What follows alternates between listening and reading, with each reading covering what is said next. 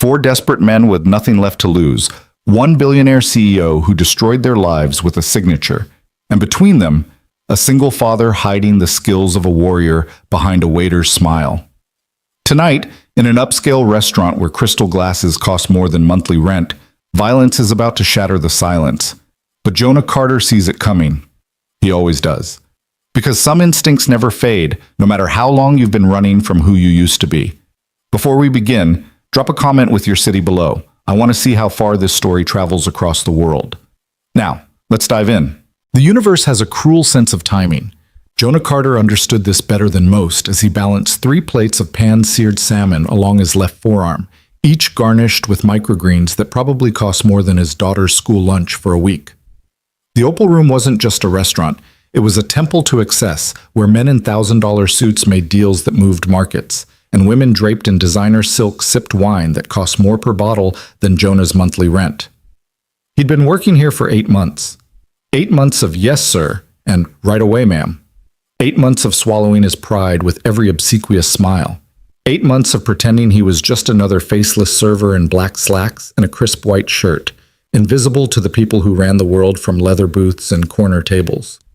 But tonight felt different. Jonah paused near the kitchen doors, that old familiar tingle running down his spine, the one that used to warn him when a domestic call was about to turn violent, or when a routine traffic stop was anything but routine. He'd learned to trust that instinct during his 12 years on the force. It had saved his life more than once. Now it was screaming at him. His eyes swept the dining room with practiced efficiency, cataloging details most people would never notice. Table 7. Anniversary couple, 3rd glass of champagne, relaxed body language. Table 12. Business dinner, contracts spread between appetizer plates, everyone leaning in. Table 3. Solo diner. Woman, early 30s. Designer everything. Untouched food, checking her phone every 30 seconds. That was Celeste Hahn. Everyone knew who she was. Her face had graced the covers of Forbes, Fortune, and Business Insider. CEO of Hancorp Industries, youngest self-made female billionaire in the country, venture capitalist with the Midas touch. Everything she invested in turned to gold. Everything except the things that couldn't be measured in profit margins. Jonah delivered his salmon plates to table 9, accepted their thanks with a practiced smile, and turned back toward the kitchen. That's when he saw them. 4 men entering through the main doors. Wrong clothes, work jackets and jeans in a place that had a dress code. Wrong energy, tense shoulders, clenched fists, eyes that swept the room like targeting systems. Wrong everything. And they were all looking at table 3. At Celeste Hahn.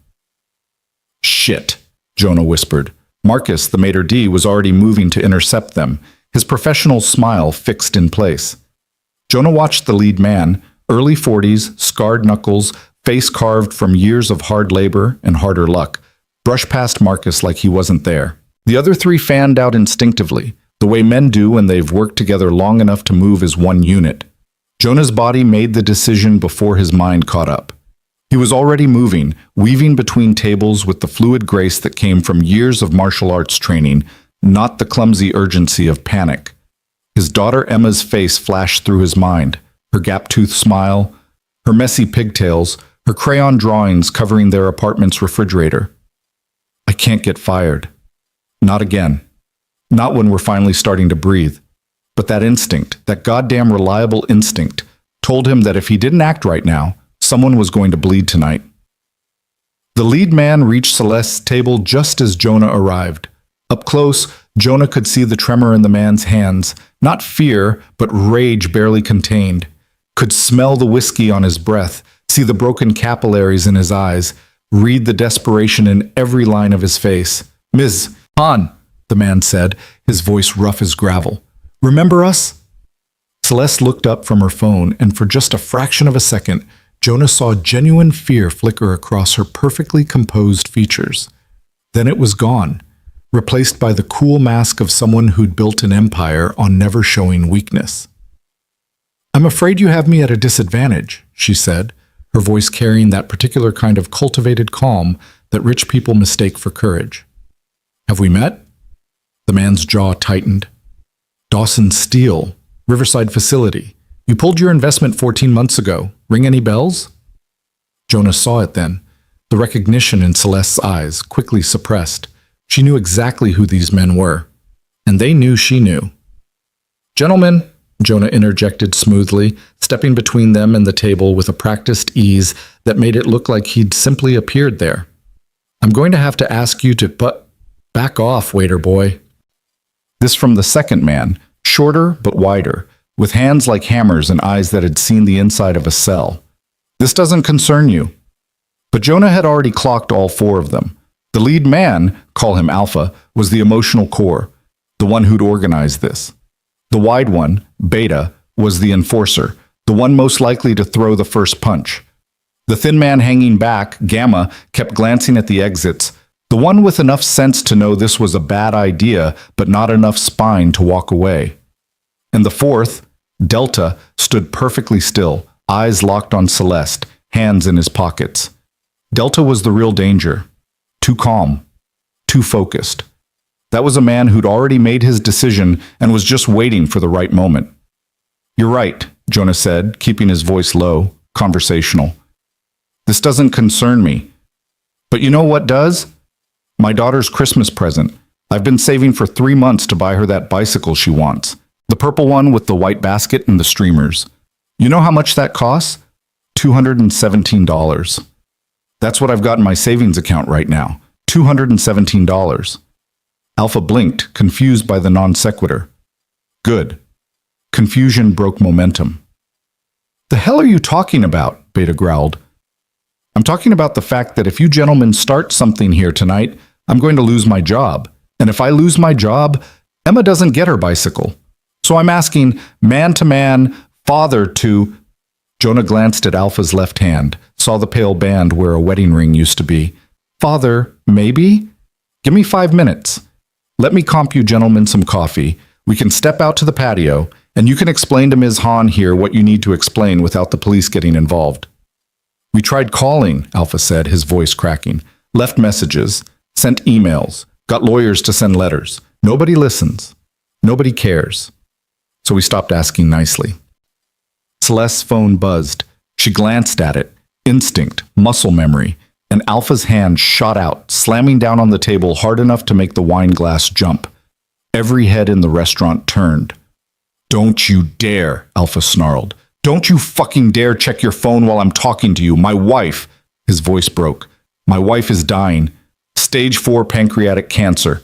You know what that costs? You know what insurance doesn't cover? Do you have any goddamn idea what it's like to choose between your wife's pain medication and keeping the lights on? Silence swallowed the opal room. Even the kitchen noise seemed to dim.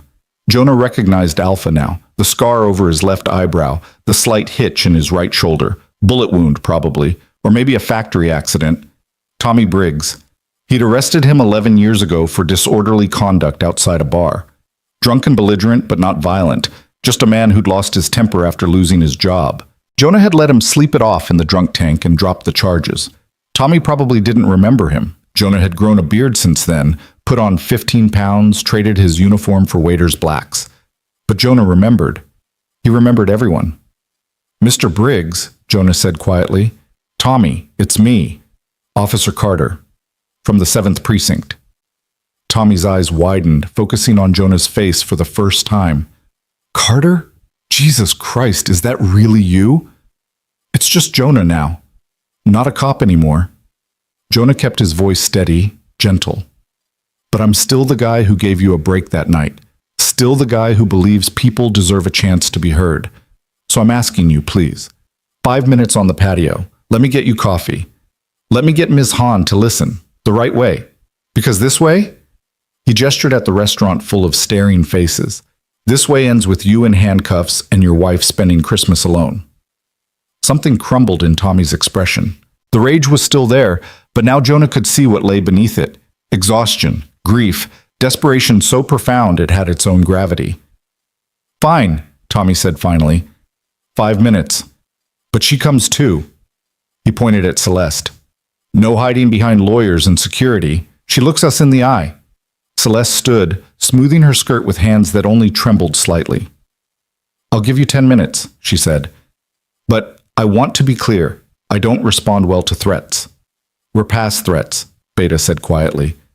We're at consequences. Jonah led them through the restaurant toward the back patio, feeling every eye in the place follow them. Marcus intercepted him near the kitchen. Jonah, what the hell are you doing? The maitre d' hissed. I've already called the police. Cancel it, Jonah said. Give me 15 minutes. The owner is going to I'll handle the owner. Trust me, Marcus, please. Marcus stared at him for a long moment, then nodded reluctantly.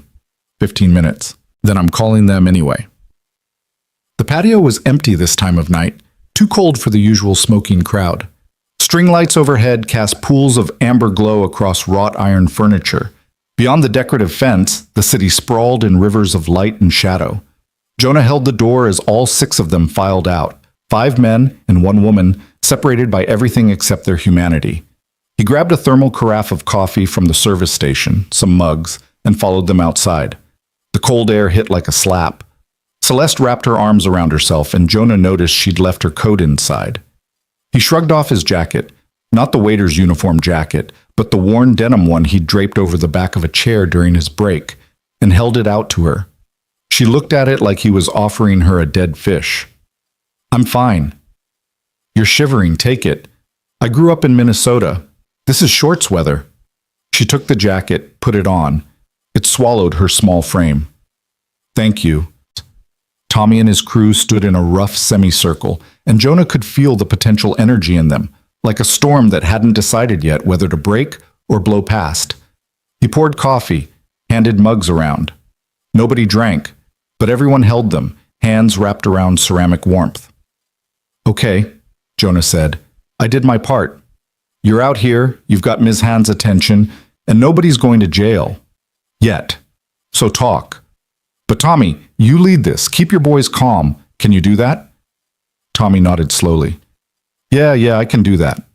He turned to Celeste, and the look on his face, God, Jonah had seen that look before. On mothers who'd lost children to gang violence. On fathers who'd watched their kids disappear into addiction. It was the look of someone whose world had shattered, and who was holding on to the pieces with bleeding hands, refusing to let go, because letting go meant accepting it was really gone. Dawson Steel, Tommy said, you invested $40 million, promised to modernize the facility, expand operations, create new positions. We believed you. We bought houses based on that promise. Started families. My wife, Jessica, she quit her job because I was making enough for both of us, and she wanted to go back to school, finish her degree. She had 6 months left before she graduated. He pulled out his phone with shaking hands, held it up. The screen showed a woman in a hospital bed, emaciated, tubes running from her arms, but smiling. God, she was smiling. That was 2 weeks ago. She weighs 93 pounds. The doctors say maybe another month. Maybe. Celeste's face remained impassive, but Jonah saw her fingers tighten on the coffee mug. 18 months, Beta said, his voice rough. That's how long your investment lasted. 18 months. Then one day, we show up to work, and there's a sign on the door. Facility closed, liquidation sale. Check your final paychecks in the mail. After 23 years, that's how I found out I was unemployed. A fucking sign. I have 3 kids, Gamma added, speaking for the first time. His voice was younger than Jonah expected, mid-30s maybe. 7, 9, and 12. Know what I told them last Christmas? That Santa was running late. You know what I told them this year? That Santa isn't real. Because I can't lie to them anymore. I can't promise them things are going to get better when I've been looking for work for 14 months, and the only offers I get are minimum wage part-time with no benefits. I made $42 an hour at Dawson. Now I deliver pizzas for tips. Delta finally spoke, his voice eerily calm. My father worked at Dawson for 37 years, took pride in his work, taught me everything I know about metalworking, about craftsmanship, about showing up every day and doing it right. He killed himself 6 months after the plant closed, left a note that said, I don't know how to be anything else. Silence. Just the ambient noise of the city and the wind moving through the patio furniture. Celeste set down her coffee mug very carefully. When she spoke, her voice was quiet but firm. I'm sorry for your losses, genuinely. But you need to understand something. I'm not a charity. I'm an investor. Dawson Steele's management presented me with projections that didn't pan out. The market shifted. Demand dropped. The facility was hemorrhaging money. If I'd kept funding it, I would have lost everything I'd invested, and the company would have gone bankrupt anyway. At least liquidation returned some capital to stakeholders. Stakeholders, Tommy repeated, his voice hollow. Is that what we were? Not people. Not families. Stakeholders. That's business, Celeste said. You can't take it personally. My wife is dying, Tommy said, each word precise and terrible. How the fuck am I supposed to not take that personally? The air pressure changed. Jonah felt it, that shift from words to violence, from confrontation to crisis. Delta's hands came out of his pockets, and Jonah saw what he'd been hiding, not a weapon. Worse. Photographs. He spread them on the patio table like tarot cards predicting disaster. These are the guys from our crew who couldn't make it tonight, Delta said. Marcus Chen overdosed 3 months after the closure. Sarah Mitchell drove her car off a bridge. No note, but everyone knows. Jorge Ramirez, heart attack at 41 because he couldn't afford his blood pressure medication anymore. And 17 others.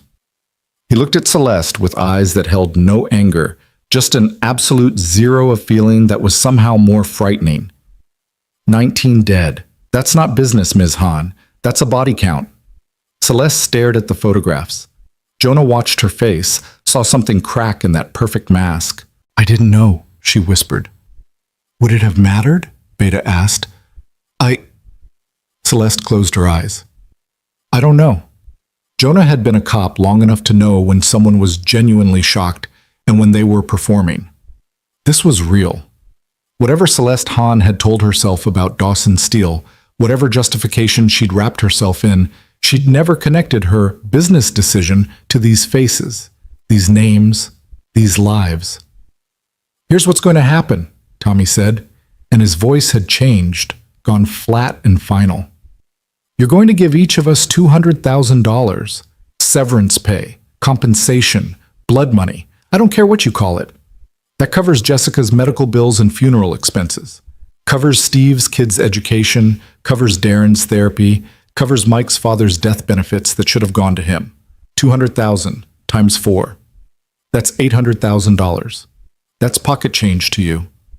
That's extortion, Celeste said. That's justice, Beta countered. Call the cops. Please, let's get all this on record. Let's get the news involved. Let's talk about how Handcorp destroys communities and walks away clean. I'm sure your stockholders will love that. Celeste looked at Jonah, and for the first time since he'd started working at the Opal Room, he saw her as something other than the Ice Queen billionaire. He saw her as what she was, a woman in her early 30s who'd climbed so high she'd forgotten what the ground looked like, who'd made decisions from such altitude that she never saw them land. What do you think? She asked him. Jonah felt everyone's eyes turn to him. He thought about the easy answer, the safe answer. Thought about Emma waiting at home with Mrs. Chen, probably asleep on the couch with her favorite stuffed elephant. Thought about the purple bicycle with the white basket. Thought about all the times he'd taken the easy way, the safe way, and how it had landed him here, a former cop working as a waiter, hiding from his past, afraid of his future. I think, Jonah said slowly, that you're both wrong. Tommy's eyes narrowed. What? You're wrong, Jonah said to Tommy, because extortion doesn't fix anything. You'll get your money, spend it, and in a year or 5 or 10, you'll be right back where you are now because the money's gone and the skills you built your life on are still obsolete. And you, he turned to Celeste, are wrong because you think this is about money. It's not. It's about meaning. These men didn't just lose their jobs, they lost their purpose, their identity, their place in the world. You can't buy that back with a check. Then what do we do? Celeste asked. Jonah thought about it. Thought about his own years on the force, how he tried to solve problems with rules and regulations, with arrests and citations, and how he'd learned slowly and painfully that most problems couldn't be solved that way. That people needed something more fundamental than solutions. They needed to be seen, heard, acknowledged. You give them what they actually need, Jonah said. Not money, opportunity. You hire them. You create positions in your company that use their skills. You build a retraining program that helps them transition to whatever the future economy needs. You make them stakeholders in the real sense, people with a stake in their own future and the power to shape it. That's insane, Celeste said. I can't just create jobs out of nothing. You're a billionaire venture capitalist, Jonah countered. Creating value out of nothing is literally your job description. Tommy laughed, a bitter, broken sound. And what? We're supposed to trust her after everything? No, Jonah said. You're supposed to trust yourselves. Trust that you have skills worth something. Trust that you can learn and adapt. Trust that you're more than the worst thing that ever happened to you. He looked at each of them in turn. I know about losing everything. I was a cop for 12 years, made detective, had commendations, partnerships, a career I built my whole identity around. Then I made one mistake, one judgment call that went wrong. And everything I was just stopped. I spent 2 years drowning in what I'd lost. But you know what I learned? The only way out is through. You can't go back. You can't get revenge. You can only build something new. Easy for you to say, Beta muttered. Is it? Jonah pulled up his sleeve, showed them the scar that ran from his wrist to his elbow. That's from the night I tried to make it stop hurting. Emma found me. She was 4 years old, and she found her daddy bleeding out in the bathroom. She called 911 herself because I'd taught her how. You want to talk about consequences? About living with the worst version of yourself? I see it every time I look at my daughter and remember what I almost took from her. The silence that followed felt different, heavier but cleaner, like a wound finally exposed to air. Why should we believe she'll do anything? Tommy asked quietly. Because I'll make sure she does, Jonah said. I'll quit here. I'll work for her. I'll be the liaison between you and Handcorp. I'll make it my personal mission to ensure that every promise made tonight is kept. And if she screws you over, I'll help you take her down. Legally, publicly, completely. Celeste stared at him. You're volunteering to work for me? You don't even know me. I know enough, Jonah said. I know you didn't come out here planning to have your conscience activated. I know you could have called security 10 minutes ago. I know you're still here because some part of you recognizes that these men are right. Not about the extortion, but about being owed something more than a signature on a termination notice. And if I say no? Celeste asked. Jonah shrugged. Then I walk back inside, Marcus calls the cops, these gentlemen get arrested, you get your name dragged through every newspaper and social media platform in the country, and everyone loses. But I don't think you're going to say no, because I think you're better than the person who pulled out of Dawson's Steel without looking back. And I think you know it too. Celeste wrapped Jonah's jacket tighter around her shoulders.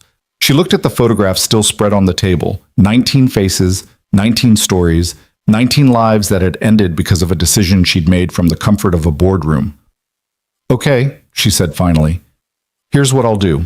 I'll create a division within Handcorp, community development and workforce transition. Its mission will be identifying workers displaced by economic shifts and providing them with retraining, job placement, and support services.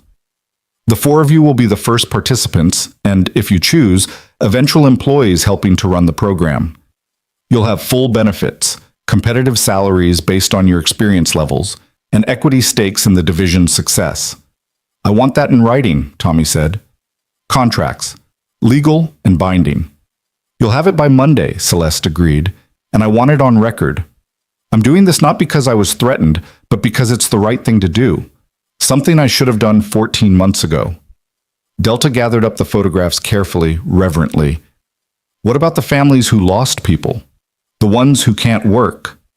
Scholarship fund, Celeste said without hesitation. For their children. And a memorial. Something permanent. At the old Dawson site. So no one forgets what was lost. Tommy extended his hand. Celeste took it. They shook. And Jonah saw both of them holding on a little longer than necessary, as if sealing something more than a business agreement. I'll need your information, Celeste said. All of you. Phone numbers, addresses, current employment status, and I'll need... She looked at Jonah. I'll need you. Actually, that position you volunteered for, I'm making it official. Community Relations Manager.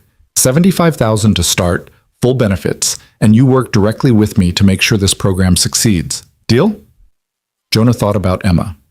Thought about the purple bicycle and the Christmas morning he'd been planning and the small, safe life he'd been building. Thought about the man he used to be and the man he'd been running from. Deal, he said, but I want $80,000 and Thursdays off to volunteer at Emma's school. Celeste smiled, a real smile, not the corporate one. Done. They went back inside together, all 6 of them, and the restaurant slowly returned to its normal rhythm. Marcus pulled Jonah aside as Celeste settled her bill. What the hell just happened? Marcus demanded. Something good, Jonah said. I think. Maybe. Ask me in 6 months. The owner is going to want a full report. Tell him I prevented a lawsuit, some very bad publicity, and possibly a violent incident. Tell him he's welcome. Celeste stopped at the door on her way out. Jonah? Thank you, I mean it. You could have walked away. No, Jonah said. I really couldn't.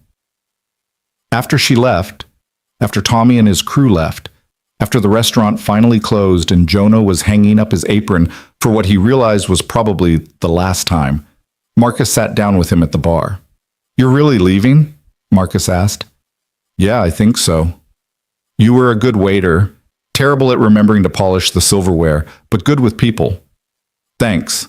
Can I ask you something? Why did you really do it? The whole negotiation thing. It wasn't just about keeping your job.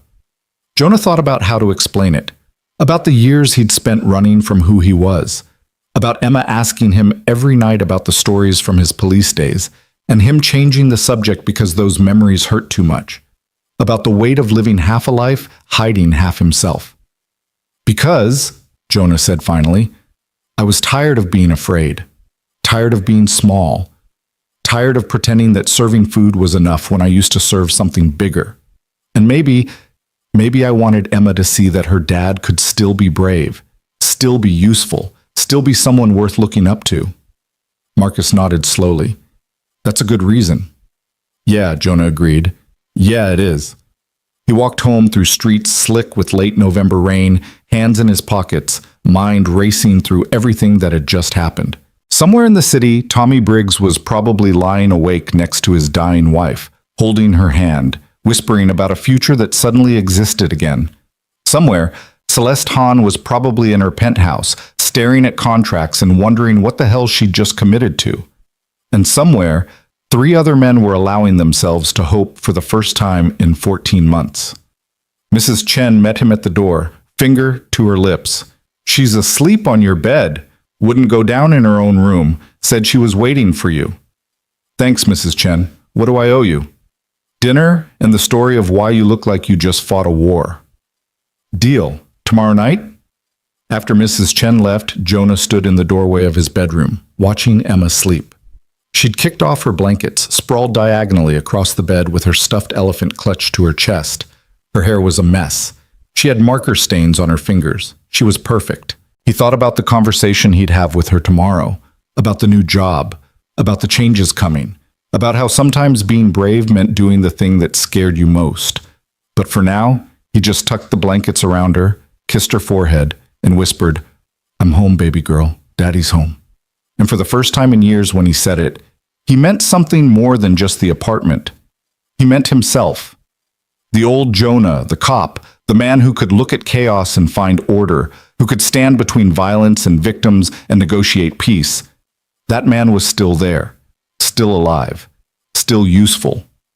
Tomorrow, he'd start figuring out how to be both men at once, the father and the fighter, the waiter and the warrior, the man who ran away and the man who ran toward. But tonight he just sat on the edge of the bed, watching his daughter breathe, and let himself feel something he hadn't allowed in a very long time. Pride. Not in what he'd been, not in what he'd lost, but in what he'd done tonight, in the choice he'd made to step forward instead of back, to risk instead of retreat, to believe that maybe, just maybe, people could be better than their worst moments. Even him. Especially him. The rain tapped against the window like applause. Emma stirred, murmured something about purple bicycles and Christmas morning. Jonah smiled.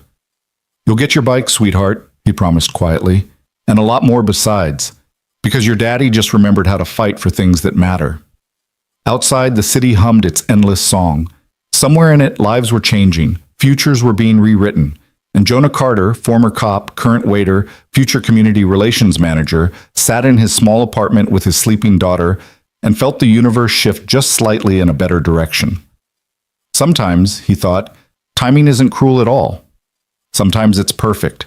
Monday morning arrived with the kind of crystalline cold that made everything look sharper, more real. Jonah stood outside Hancorp Tower at 7:45, 15 minutes early because old habits died hard, staring up at 53 floors of steel and glass that caught the sunrise and threw it back in shades of gold and amber.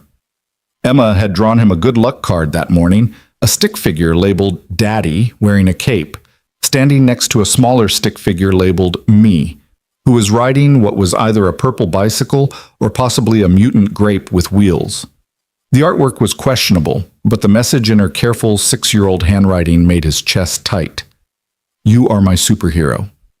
He tucked it into his jacket pocket before leaving, and now his fingers found it, traced the crayon lines through the fabric like a talisman.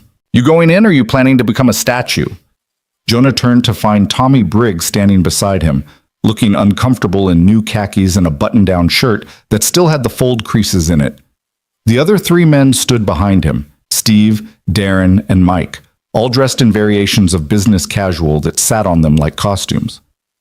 Wasn't sure you'd show, Jonah said. Tommy shrugged. Jessica told me I'd be an idiot not to. Said if I screwed this up because of pride, she'd haunt me from the grave. His smile didn't reach his eyes. She's got 3 weeks left. Maybe 4. Doctors started using words like comfortable and dignity. You know what that means. Yeah, Jonah said quietly. I know what that means. They stood there together, 5 men who'd taken different roads to the same desperate intersection, all of them bound by the peculiar intimacy of having survived their worst moments and lived to face the aftermath. What if this is bullshit? Steve asked suddenly. What if we get up there and it's all just lawyers and waivers and, sorry, the position has been eliminated? Then we walk out, Jonah said. But we give her the chance to make good on her word. That's the deal. You really trust her? Darren's voice carried skepticism like a weight. No, Jonah admitted, but I trust that she doesn't want to be the villain in her own story. And I trust that she's smart enough to know that making enemies of the people who know where the bodies are buried is bad business. Mike laughed, sharp and bitter. There's that cop talk. Bodies buried. My dad's body is buried. Gate of Heaven Cemetery, plot C47. That's where your investment strategy put him, Ms. Han. Save it for inside, Tommy said. We do this professional. We do this right. We don't give her an excuse to back out because we came in hot. They rode the elevator in silence, watching the numbers climb. The lobby had been all marble and minimalism, a temple to corporate achievement where even the air felt expensive. Jonah noticed the security guard tracking them with eyes that had seen military service, the way his hand rested near his belt where the panic button would be. Old instincts cataloging details, building threat assessments. The elevator doors opened on the 47th floor into a reception area that could have doubled as a modern art museum. Everything was white and chrome and sharp angles. A receptionist who looked like she'd stepped out of a fashion magazine glanced up from her computer with a smile that was welcoming and dismissive in equal measure. Good morning, gentlemen. You must be the 8 o'clock appointments. Ms. Han is expecting you in conference room A, straight down the hall, last door on your left. They walked down a corridor lined with glass-walled offices where people in expensive suits typed on computers and talked on phones, conducting the mysterious business of making money from money. Jonah caught fragments of conversation, quarterly projections and market volatility and asset reallocation, words that meant nothing and everything depending on whose life they impacted. Conference room A was enormous, dominated by a table that could seat 20 and windows that offered a view of the city sprawling toward the horizon. Celeste Han stood at those windows, silhouetted against the morning light, and when she turned, Jonah barely recognized her. Gone was the designer silk and the carefully constructed armor of wealth. She wore simple black slacks and a gray sweater, minimal makeup, hair pulled back in a practical ponytail. She looked younger somehow, more human, like she'd shed a costume and emerged as something closer to who she actually was. Gentlemen, she said, thank you for coming. Please sit. They arranged themselves around the table with the awkward caution of soldiers accepting a ceasefire they didn't quite trust. Celeste took the seat at the head of the table, and Jonah noticed she'd positioned herself so the light was behind her. Power play, intentional or not. "I'll be direct," Celeste began. "I spent the weekend with my legal team, my CFO, and my board of directors. The consensus was that I'd made a terrible decision Friday night, that I'd let emotion override business sense, that creating an entire division based on a confrontation in a restaurant patio was, and I quote, fucking insane." Steve started to stand. Tommy's hand on his arm stopped him. "I told them," Celeste continued, her voice steady, "that they were absolutely right. It is insane. It's also necessary. Because I looked at the data, gentlemen, really looked at it. Do you know how many communities have been impacted by Hancorp investment decisions over the past 5 years? 17. Do you know how many jobs were lost in total? 4,263. Do you know how many of those people found equivalent employment within a year? 11%. The numbers hung in the air like an indictment. "I built my career on being smart," Celeste said, "on making the hard choices, on understanding that business isn't personal. But somewhere along the way, I forgot that numbers represent people, that every percentage point is someone's mortgage, someone's marriage, someone's life. So yes, creating this division is insane.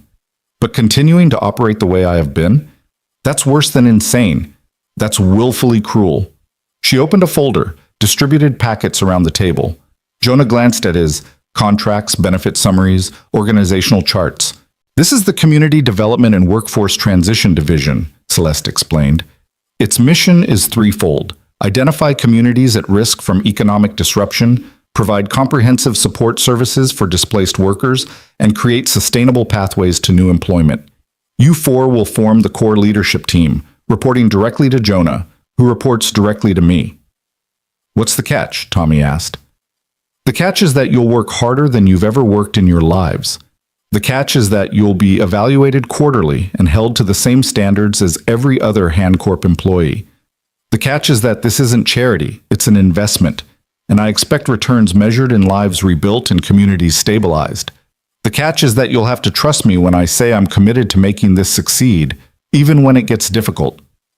"And when you decide the division isn't profitable enough," Steve challenged. "When the numbers don't add up and some consultant tells you to cut losses? What happens then?" Celeste met his gaze without flinching. "Then you'll have ironclad contracts that guarantee 12 months severance and full benefits continuation. Then you'll have the skills and experience from working here to land on your feet. And then you'll have proof that Celeste Hahn keeps her promises, even when it costs her." Mike leaned forward.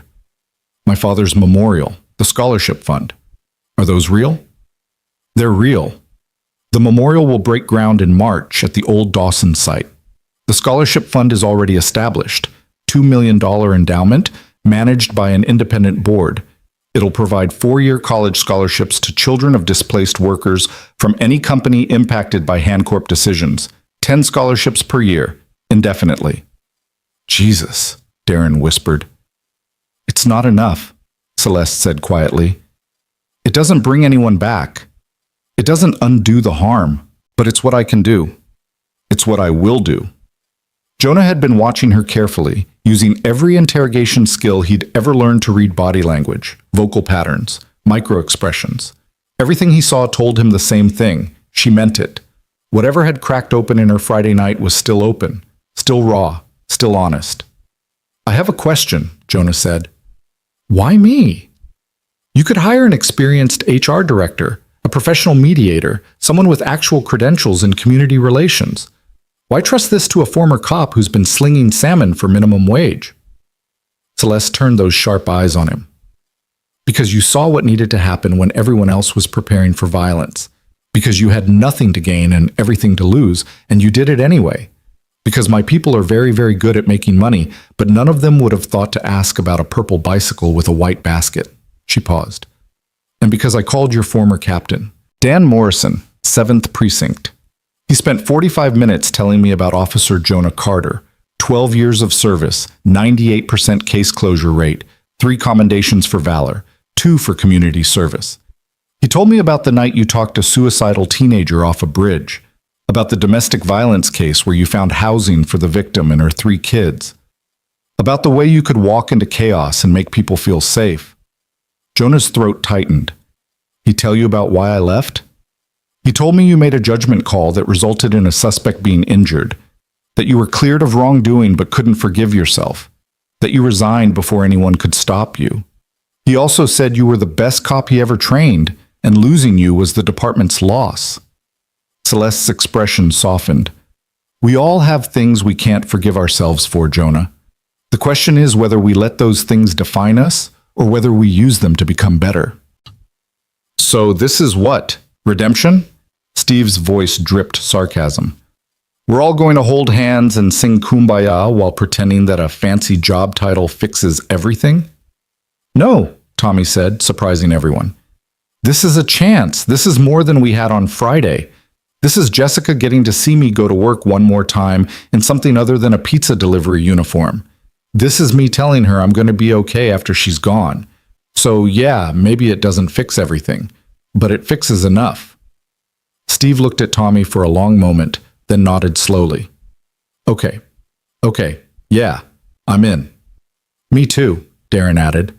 Mike was the last holdout. He stared at the contract in front of him like it might bite him. I need a guarantee. About the memorial. I need to know my father's name will be on it, that people will remember he existed, that he mattered. First name on the list, Celeste promised. Centered, bold. I'll send you the design mock-ups for approval before we begin construction. Mike picked up the pen with a hand that shook slightly and signed his name in careful, deliberate letters. The others followed, one by one, until all 4 contracts bore signatures. Welcome to Handcorp, Celeste said. Jonah will orient you this week. You start officially next Monday. In the meantime, I need you to start thinking about what support services displaced workers actually need. Not what consultants think they need, not what looks good in a press release. What would have helped you when Dawson closed? Time, Tommy said immediately. More time before the hammer fell. If I'd had warning, I could have saved money, started looking for work, prepared. Communication, Steve added. Someone to talk to who wasn't a robot on a customer service line. Someone who gave a damn. Training that wasn't bullshit, Darren said. Every workforce development program I applied to wanted to teach me to code or get certified in hospitality. I'm a machinist. I don't want to write software or serve coffee. I want to work with my hands. Where's the program for that? Healthcare, Mike said quietly. My dad needed his medications, needed his doctor. Lost both when he lost his insurance. That's what killed him as much as anything else. He just gave up when he realized he couldn't afford to be sick anymore. Celeste was taking notes, actually writing by hand on a legal pad. Okay, so we build a program with 4 pillars. Early warning systems to identify at-risk facilities, dedicated case managers for personalized support, industry-specific training that respects existing skills, and healthcare continuation support. What else? They spent the next 2 hours building the framework for something that had never existed before. 5 people from completely different worlds finding common ground and shared purpose. Jonah watched it happen with a kind of wonder, the way Tommy's natural leadership emerged once he felt heard, the way Steve's skepticism transformed into strategic thinking, the way Darren's quiet observations cut through bullshit to practical solutions, the way Mike's grief channeled itself into determination that no one else would lose what he'd lost. And Celeste, taking it all in, asking questions that proved she was actually listening, pushing back when ideas weren't feasible, but never dismissing them outright, treating these 4 men like the experts they were on the subject of their own lives. We should have representation, Tommy said suddenly. From the communities we serve, not just us making decisions for people like us, but people like us at every level of the organization. Advisory board, Celeste agreed. Quarterly meetings, voting power on major initiatives. I'll have legal draft the structure. When they finally broke for lunch, Jonah found himself alone with Celeste in the conference room, looking out at the city below. You think this can work? She asked. I think it has to work, Jonah replied. Because if it doesn't, you've given 4 men hope and then crushed it again. And that's worse than never giving them hope in the first place. No pressure. You're a billionaire CEO. Pressure is your love language. She laughed, surprised. Fair point. Then more seriously, I meant what I said about you being the best person for this job. I've spent 10 years surrounding myself with people who tell me what I want to hear. I need someone who'll tell me what I need to hear. Even if it pisses you off? Especially then. Jonah studied her, this woman who'd somehow become the axis around which 5 lives were currently pivoting. Why are you really doing this? And don't tell me it's about being better or making amends. There's something else. Celeste was quiet for a long time, staring out at the city. My father, she said finally. He was a factory worker, killed in an industrial accident when I was 8. Company blamed him, denied benefits, fought my mother in court for 3 years. We lost everything. House, savings, any chance at stability. My mother worked 3 jobs to keep us fed. Died of a heart attack at 49. She turned to look at Jonah. I built Handcorp because I swore I'd never be powerless again, never be at the mercy of people who saw me as expendable. But somewhere along the way, I became the thing I hated. I became the person who makes other people powerless. So this is about your father. This is about everyone's father. Everyone's mother, everyone's family that gets sacrificed on the altar of quarterly earnings reports and shareholder value. She smiled, but there was pain in it. And yeah, maybe it's about trying to become someone my father would have been proud of instead of someone he would have fought against. The honesty of it hit Jonah like a physical thing. He thought about his own father, dead from lung cancer when Jonah was 19, a plumber who'd worked himself to exhaustion and died without ever seeing his son make detective. Thought about the weight of living up to ghosts, of trying to justify your existence to people who couldn't answer anymore. He would have been proud, Jonah said, of this, of what you're trying to build. Maybe. Or maybe he would have said I should have done it years ago, that 19 people shouldn't have had to die before I figured out that numbers have names. They stood there together, 2 people carrying different versions of the same guilt, and Jonah felt something shift between them. Not attraction, or not just attraction, but recognition. The way soldiers recognized each other years after war. The way survivors recognized each other after tragedy. They'd both been broken by their choices and were both trying to build something worthwhile from the pieces. Come on, Celeste said. Let me buy you lunch. Actual lunch, not whatever you were eating from the staff kitchen at the Opal Room. They ended up at a deli 3 blocks away. The kind of place where you ordered at a counter and ate at wobbly tables, and nobody gave a damn about your net worth. Celeste ordered pastrami on rye. Jonah got a Reuben. They sat in a corner booth surrounded by construction workers and office drones and students, anonymous in the best way. This is nice, Celeste said. I usually eat at my desk. Let me guess, salads delivered from places with names like Verdant or Harvest Moon. Close. Place called Nourish. Everything's locally sourced and costs $30. How's it taste? Like virtue signaling. She took a massive bite of her sandwich, got mustard on her chin, laughed. God, this is actual food. When did I forget about actual food? Probably around the same time you forgot that numbers have names. She sobered at that. You're not going to let me off easy, are you? You hired me to tell you what you need to hear. Consider this your first lesson. You don't get credit for fixing problems you created. You only get credit for preventing them from happening again. Harsh. True. Both things can be true. She wiped her chin with a napkin. Tell me about your daughter, Emma, right? 6 years old, smart as hell, obsessed with butterflies and outer space, and for some reason, competitive baking shows. Wants to be an astronaut pastry chef when she grows up. That's very specific. She's a very specific kid.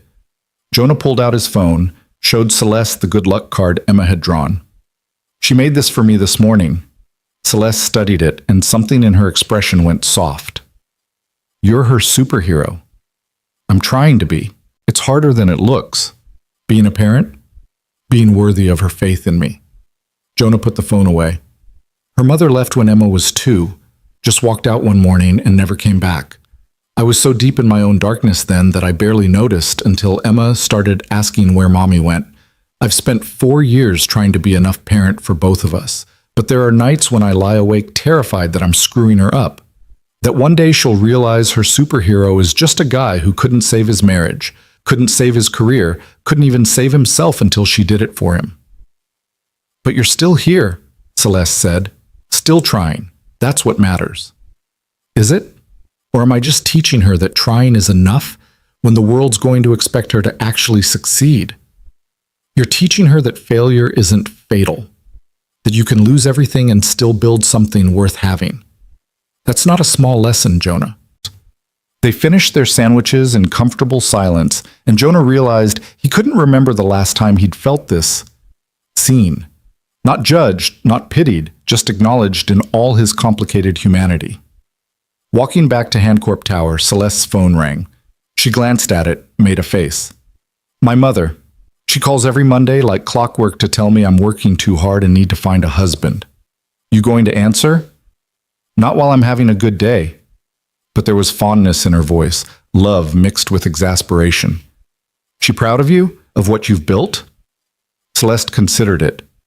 She's proud that I'm not poor. Everything else is secondary. She survived poverty, and she made sure I would never have to. That was her gift to me. Whether I use that security to do good or just accumulate more security, I don't think that matters to her as much as the fact that I'm safe. And are you? Safe? I have more money than I could spend in 10 lifetimes. I have security teams and legal teams and PR teams. I have power and influence and respect. She paused at the tower's entrance. And I have no idea who I'd call if I needed someone to just talk to at 3 a.m. when the insomnia hits. So, no. I'm not safe, I'm just insulated. There's a difference? Safety is when you can be vulnerable without being destroyed. Insulation is when you avoid vulnerability altogether. I'm very, very insulated. Jonah thought about his apartment, small and cluttered, and filled with Emma's drawings. Thought about Mrs. Chen knowing his coffee order. Thought about Marcus from the Opal room checking in after that Friday night to make sure Jonah was okay. Thought about being poor in pocket, but rich in connection, and how he'd never quite understood that trade-off until now. Maybe that's something else we can both work on, he said, learning to be safe instead of just insulated. Celeste smiled, and it transformed her face. Is that part of your job description, providing amateur therapy to your boss? It's called community relations. You're part of the community. Technically, I'm killing it at my job already. They rode the elevator back up, and Jonah spent the rest of the afternoon in meetings with HR about benefits and office space and technology needs. He signed forms until his hand cramped. He received a laptop, an access badge, a phone number, an email address. He became real in the corporate architecture, granted existence by the accumulation of credentials. At 6 o'clock, he headed home, taking the train through a city that looked different now. Not better or worse, just different.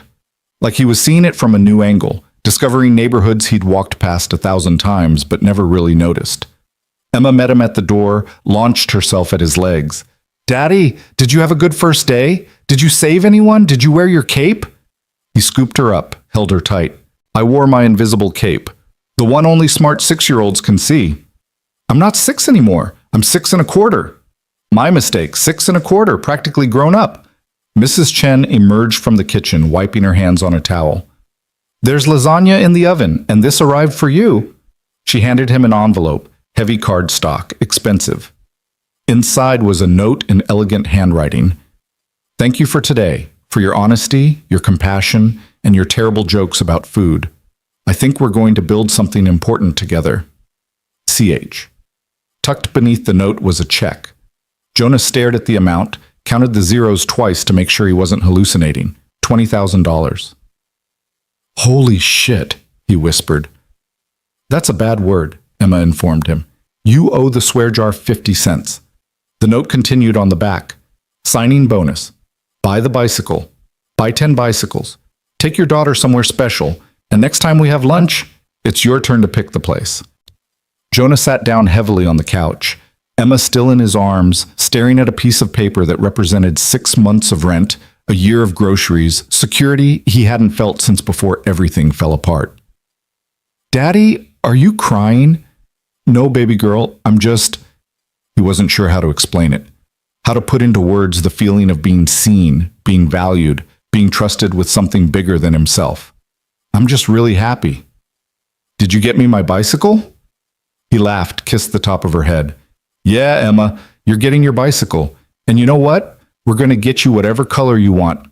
Purple, pink, blue, rainbow, anything. I want purple with a white basket, like I said before. Purple with a white basket, coming right up. That night, after Emma was asleep, Jonah sat at his kitchen table with a beer and the check and the note, thinking about the distance between Friday night and Monday evening. Thinking about Tommy visiting his dying wife with news of a future. Thinking about Steve and Darren and Mike, all of them breathing a little easier. Thinking about Celeste trying to build a bridge between who she'd been and who she wanted to become. He thought about his father, about Detective Morrison, about all the people who'd believed in him before he'd stopped believing in himself. And he thought about Emma's good luck card, still in his jacket pocket, a stick figure superhero drawn by someone who had every reason to stop believing, but never did. His phone buzzed. A text from Tommy. Jessica wants to meet you. Can you come by the hospital tomorrow? She's having a good day. Jonah typed back. What time? Whenever you can. Room 412. She'll be up all day. I'll be there at lunch. Another text, this one from Celeste. Question. Should the advisory board have veto power or just recommendatory authority? Thoughts? He smiled, started typing a response, then stopped. Called her instead. She answered on the second ring. Jonah? Everything okay? Question for you. You ever actually turn off? Like, stop being CEO Celeste Ahan and just be a person? Silence. Then, I don't remember how. Learn, he said. That's not a suggestion. That's a condition of my employment. You want me to build this program right, you need to be a person while we do it, not a corporation in expensive shoes. That's pretty direct. I'm practicing my community relations skills. How am I doing? She laughed, and it sounded genuine. Terrible. Also, effective. Also, I appreciate it, even though I want to fire you a little bit right now. To answer your question, veto power, with oversight. They can block initiatives they think will cause harm, but they have to provide reasoning and alternative solutions. That way they're partners, not just rubber stamps. That's actually a good idea. I have them sometimes. Jonah? Yeah? Thank you for the check comment. For the lunch. For being willing to tell me I'm wrong. I haven't had that in a long time. You're welcome. Now go to bed. It's almost 11, and tomorrow you have meetings about quarterly projections or market volatility or whatever rich people meetings are about. Asset reallocation, actually. Even worse, definitely go to bed. She hung up, and Jonah sat in his quiet kitchen, feeling like the universe had shifted slightly on its axis in a way that mattered. Like maybe the distance between who he'd been and who he could become wasn't as vast as he'd thought. Like maybe redemption wasn't about erasing the past, but about building something better on top of it. He deposited the check using his phone's camera, watched the numbers appear in his account balance like magic, and allowed himself to feel something he'd rationed carefully for years. Hope. Not the desperate kind, the kind that required everything to go perfectly, but the steady kind, the kind that acknowledged things would be hard and messy and complicated and still believed they could work out. That was enough. For tonight, for tomorrow, for whatever came next. That was enough. The hospital smelled like industrial cleaner trying to mask something worse underneath. Jonah had been in dozens of hospitals during his years on the force. Crime scenes, witness interviews, notifications to families whose lives had just shattered, and the smell never changed. It was the smell of endings dressed up as medicine. Room 412 was at the end of a long corridor where fluorescent lights hummed their monotonous song. Jonah carried flowers he'd bought from the bodega on the corner. Nothing fancy, just daisies because they looked hopeful, and hope felt like the right currency for this moment. He paused outside the door, hearing voices within, Tommy's low rumble and a woman's lighter tone, speaking in rhythms that suggested a conversation they'd had 1,000 times before. He knocked softly. The voices stopped. "Come in," Tommy called. Jessica Briggs looked nothing like the photograph Tommy had shown them that night on the patio, and yet she looked exactly like it. The hospital bed diminished her, tubes and monitors creating a mechanical forest around her small frame, but her eyes were bright and alert and filled with the kind of fierce intelligence that terminal illness couldn't touch. "You must be Jonah," she said, her voice thin but steady. "Tommy's told me all about you, the cop who became a waiter who became a savior. Quite the resume." I'm not sure savior is the right word, Jonah said, setting the flowers on the windowsill next to a collection of cards and photographs. More like a guy who was in the right place at the right time with the right words. That's called grace, Jessica said. Whether you believe in that kind of thing or not. Tommy stood from the chair beside the bed, gestured for Jonah to take it. I'll grab us some coffee. You two can talk without me hovering. After Tommy left, Jonah sat down carefully, aware he was in sacred space, a marriage's final chapter, witnessed by machines that beeped their clinical commentary. He's terrified, Jessica said simply, of losing me, obviously, but more than that, of losing himself. Tommy's whole identity is wrapped up in being a provider, a protector. When Dawson closed, it didn't just take his job, it took his sense of purpose. You gave that back to him. Celeste Hahn gave it back to him. I just facilitated. Don't do that. Don't minimize what you did. Jessica's hand, impossibly fragile, reached toward him. Jonah took it gently, feeling bird bones beneath papery skin. I'm dying, Jonah. I know it. Tommy knows it. Everyone knows it. And the only thing making it bearable is knowing that when I'm gone, he'll have a reason to get up in the morning, that he'll have people counting on him, that he won't just disappear into grief. Jonah's throat tightened. He's stronger than you think. He's exactly as strong as I think, which is why I know he'll need that structure, that purpose, that community you're building. Promise me you'll look after him, not like a charity case, but like a partner. He needs to feel useful, Jonah. He needs to matter. He does matter. You both do. Jessica smiled, and despite the circumstances, it was radiant. You're a good man. Tommy said you had a daughter. What's her name? Emma. She's 6, 6 and a quarter, according to her. 6 is a magic age. Old enough to understand the world, young enough to believe in magic. Hold on to that as long as you can. Make her believe she can be anything, do anything. Don't let the world make her small. They talked for another 20 minutes, Jessica asking questions about Emma, about Jonah's plans for the division, about his hopes and fears and dreams. She had the gift of making you feel like you were the most important person in the world, like your story mattered specifically to her, and Jonah understood completely why Tommy loved her so fiercely. When Tommy returned with coffee, Jessica's energy was visibly fading. I need to rest now, she said. But, Jonah, thank you. For the flowers. For the conversation.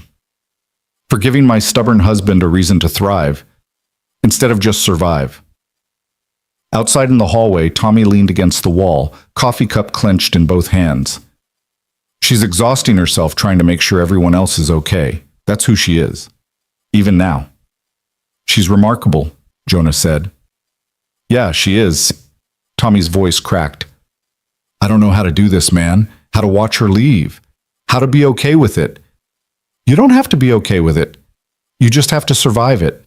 And then you build something from what's left. That's what she wants. That's what she needs from you. Tommy nodded, not trusting his voice. They stood there together in the hallway that smelled of endings. Two men who'd both lost pieces of themselves and were learning to construct new identities from the wreckage. Come on, Jonah said. Let's get out of here. Buy you lunch. Something terrible for you that Jessica would disapprove of. She'd approve of you getting me out of this hospital. I've been here 18 hours straight. They ended up at a burger joint that served food designed to clog arteries and lift spirits in equal measure. Tommy ordered something called the Widowmaker. Triple patty, bacon, fried egg, onion rings.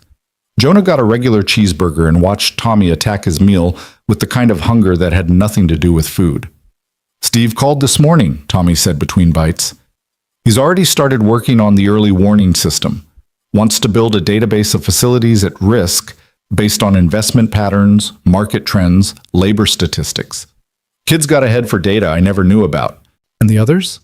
Darren's reaching out to vocational schools about partnership programs. Mike's drafting the memorial design. We've got our first advisory board meeting scheduled for next month. Tommy paused. It's real, Jonah. This thing we're building, it's actually real. Did you doubt it? Every minute of every day. Still do, a little. Waiting for the other shoe to drop. For someone to say it was all a mistake. Jonah understood that intimately, the waiting for disaster, the inability to trust good things because every good thing in your life had eventually turned bad. I get it, but at some point you have to accept that maybe this is just what it is, a chance to do something that matters. No hidden agenda, no catch, just hard work toward a good outcome. You really believe that? I'm trying to. Fake it till you make it and all that. Tommy laughed, the first genuine one Jonah had heard from him. Jessica said you reminded her of her father. Said you have that same quality of making people feel safe just by being in the room. What happened to him? Her father? Factory accident. Same plant where I worked before Dawson. Some safety regulation got ignored because it was expensive to fix, and boom, gone. That's why she married me, I think. Saw her father in me, loved me for all the things that reminded her of him. That's not a bad reason to love someone. No, but it's a heavy responsibility. Being loved for who someone else was. Tommy finished his burger, wiped his hands. You ever think about getting back out there? Dating? Emma could use a mother figure. Emma could use a lot of things. A mother figure who's going to disappear when the relationship doesn't work out isn't one of them. Besides, what woman wants to date a single dad who's still figuring out how to be a functional human being? You'd be surprised. Women love a project, and you clean up decent when you're not covered in restaurant grease. They headed back to Handcorp Tower, where Celeste had scheduled a strategy session for the division's first quarter goals. The conference room was already full when they arrived. Steve and Darren arguing animatedly about database architecture, Mike sketching on a whiteboard, Celeste listening with focused intensity. Gentlemen, she said when Jonah and Tommy entered. Glad you could join us. We were just discussing how to identify communities at risk before the crisis hits. Steve's got some interesting ideas about predictive analytics. Steve stood, suddenly self-conscious about commanding the room. It's not complicated, really. You look at investment patterns, quarterly reports, stock fluctuations, management changes. Companies telegraph their intentions months before they act. We just need to learn the language. And then what? Celeste asked. Say we identify a facility that's likely to close in 6 months. What's our intervention? Communication first, Jonah said. Reach out to management, understand their timeline and constraints. Maybe there's a way to make the facility viable. If not, we work with them to give workers maximum warning and transition support. The goal isn't to prevent every closure. That's not realistic. The goal is to eliminate the shock, the sudden free fall. We could offer economic consulting, Darren added. Help companies find alternatives to closure, tax incentives, efficiency improvements, market repositioning. Maybe some facilities can be saved if someone's actually trying. Mike looked up from his sketch. And for the ones that can't be saved, we document everything, names, faces, stories, make sure they're remembered, make sure it matters that they existed. Celeste was taking notes, her expression thoughtful. Okay, so we need 3 teams. Analytics and early warning, headed by Steve, economic consulting and intervention, headed by Darren, and memorial services and historical documentation, headed by Mike. Tommy, you'll coordinate between teams and manage community liaison. Jonah, you oversee everything and report to me. Does that structure work? They spent the next 3 hours building operational frameworks, arguing about budgets, debating strategies. Jonah watched his team come alive in the discussion, finding their voices, their confidence, their purpose. Steve, the data genius. Darren, the strategic thinker. Mike, the emotional core. Tommy, the leader who'd emerged from desperation into determination. And Celeste, orchestrating it all with the same fierce intelligence she'd brought to building an empire, but now directed towards something that couldn't be measured in profit margins. One more thing, Celeste said as the meeting was winding down. The memorial. I want to attend the groundbreaking, not as a photo op, as someone who needs to witness what my decisions cost. Can we make that happen? Mike studied her carefully. You understand it's not going to be comfortable, right? These families, they're angry, they're hurt. Some of them might not want you there. I know, but I think I need to feel that, need to understand it viscerally, not just intellectually. Will you help me with that? Yeah, Mike said slowly. Yeah, I can do that. After everyone left, Jonah remained behind, reviewing notes and organizing action items. Celeste joined him at the window, both of them looking out at a city that held millions of stories, most of them untold. You think we're crazy? She asked, trying to fix a problem this big with one small division. Completely insane, Jonah agreed, but every big thing starts small. Every movement begins with one person deciding enough is enough. And sometimes crazy is just another word for brave. I got a call from my board this afternoon. 3 members want to meet privately to discuss concerns about strategic direction.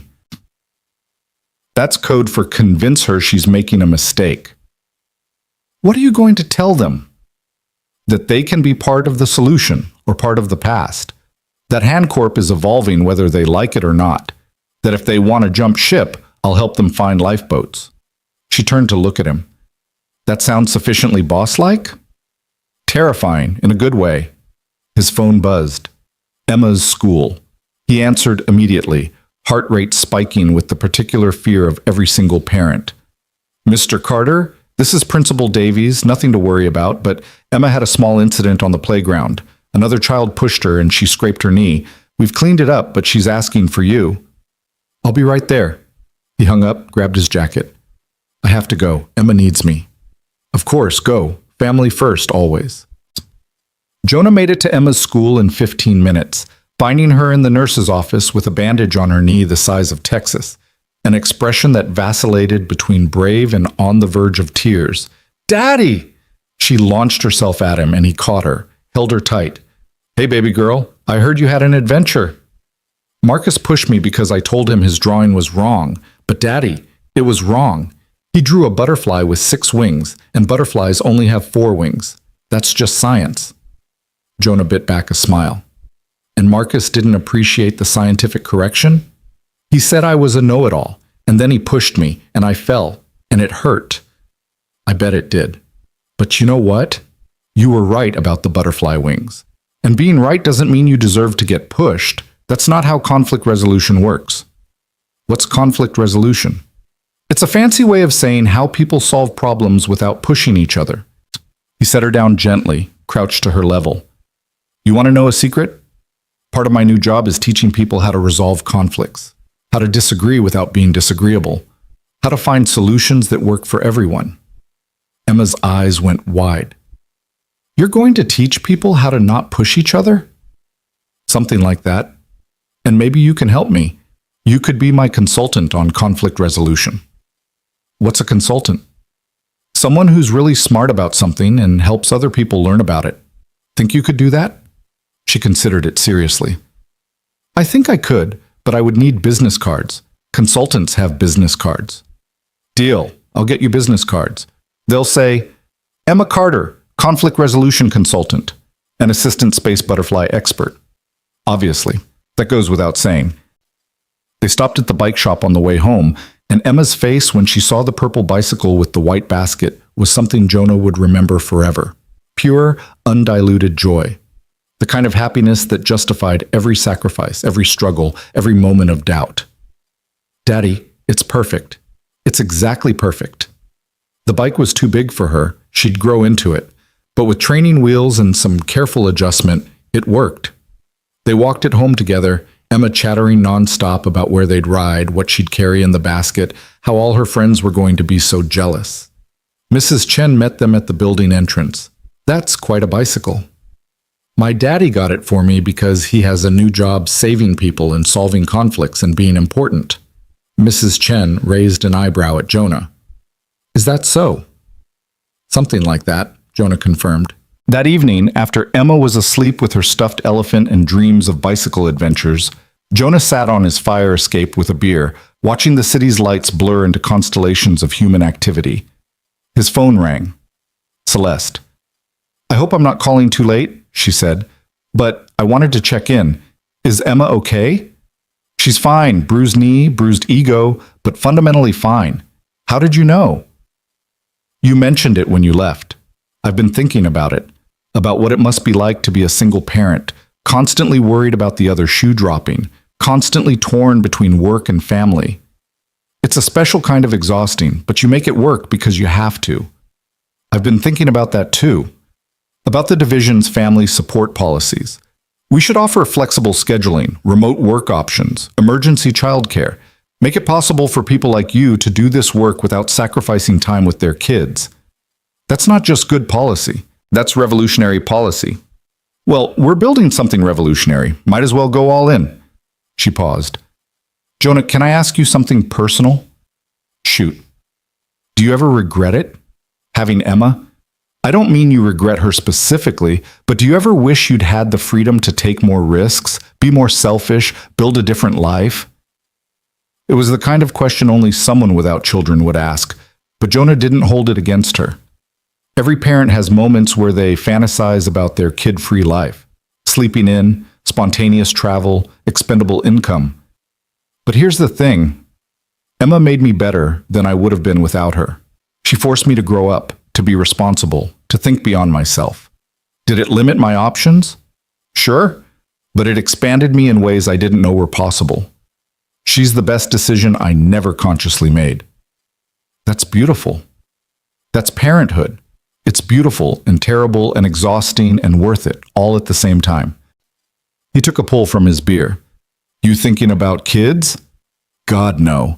I can barely keep a houseplant alive. But I've been thinking about legacy, about what I want to leave behind when I'm gone. An empire doesn't feel like enough anymore. I want to leave something that makes people's lives better, in tangible, measurable ways. Then you're on the right track. This division, what we're building, it's the kind of legacy that lasts. Not because it has your name on it, but because it changes the equation for people who've been shut out of every other equation. They talked for another hour about everything and nothing. About Celeste's complicated relationship with her mother. About Jonah's memories of his father. About the weight of trying to be worthy of the people who believed in you, living or dead. It was the kind of conversation that happened in the dark, when guards were down and truth felt safer than performance. I should let you sleep, Celeste said eventually. But thank you. For listening, for understanding, for being someone I can be honest with. That's what friends do, Jonah said, surprised to realize he meant it. At some point, without planning it, they'd crossed from professional colleagues to something more human. Friends, Celeste repeated like she was testing the word's weight. I like that. I don't have many of those. You do now. After hanging up, Jonah sat for a while longer, thinking about friendship and legacy and the strange paths that led people to each other. 2 months ago, he'd been serving salmon to people who didn't see him. Now he was building a program that could change lives, working alongside people who'd become something like family, forming a bond with a billionaire CEO who was learning to be human again. The universe's timing was cruel, but sometimes it was also kind. His phone buzzed one more time. Tommy. Jessica had a good day today. Thanks for that. Means more than you know. Jonah typed back. Anytime. Any see. That's what friends are for. And there was that word again. Friends. It seemed to be the theme of the evening, this rediscovery of connection, this slow rebuilding of community from the wreckage of isolation. Inside the apartment, Emma stirred, called out for him. Jonah went to her, found her sitting up in bed, half asleep. Daddy, will you tell me about the people you saved today? He settled beside her, stroking her hair. Today, I visited a very brave woman named Jessica. She's sick, but she's making sure everyone around her is going to be okay after she's gone. That's a different kind of heroism. Is she a superhero too? The best kind. The kind who saves people with love instead of powers. Emma thought about that, her eyes drifting closed again. When I grow up, I want to be that kind of superhero, the love kind. You already are, baby girl. You already are. He stayed with her until she was deeply asleep, then returned to his fire escape, to his beer and his thoughts and his growing sense that maybe, finally, he was exactly where he was supposed to be. Doing exactly what he was supposed to do, with exactly the people he was supposed to do it with. Below him, the city hummed its eternal song. Somewhere in it, Tommy was sitting beside Jessica's hospital bed, holding her hand through another night. Somewhere, Steve was building algorithms to predict disaster. Somewhere, Darren was drafting proposals to prevent it. Somewhere, Mike was designing memorials to ensure it was remembered. And somewhere, Celeste Hahn was sitting in her penthouse, looking out at the same city, learning to trade insulation for connection, to value impact over income, to become the person her father would have been proud of, They were all broken in their own ways, all carrying their own scars, all learning to build something beautiful from the shattered pieces of what they'd lost. That was enough. More than enough. That was everything. 3 weeks later, on a Tuesday morning that felt more like winter's threat than autumn's promise, Jonah stood in front of 47 displaced workers from 3 different facilities and tried to remember how to breathe. The community center in Riverside, the same town where Dawson Steel had once been the beating heart of the local economy, was packed beyond capacity. Metal folding chairs scraped against linoleum floors.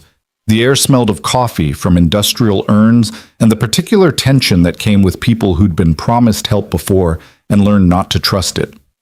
Celeste stood beside him, and Jonah could feel her nervousness radiating like heat.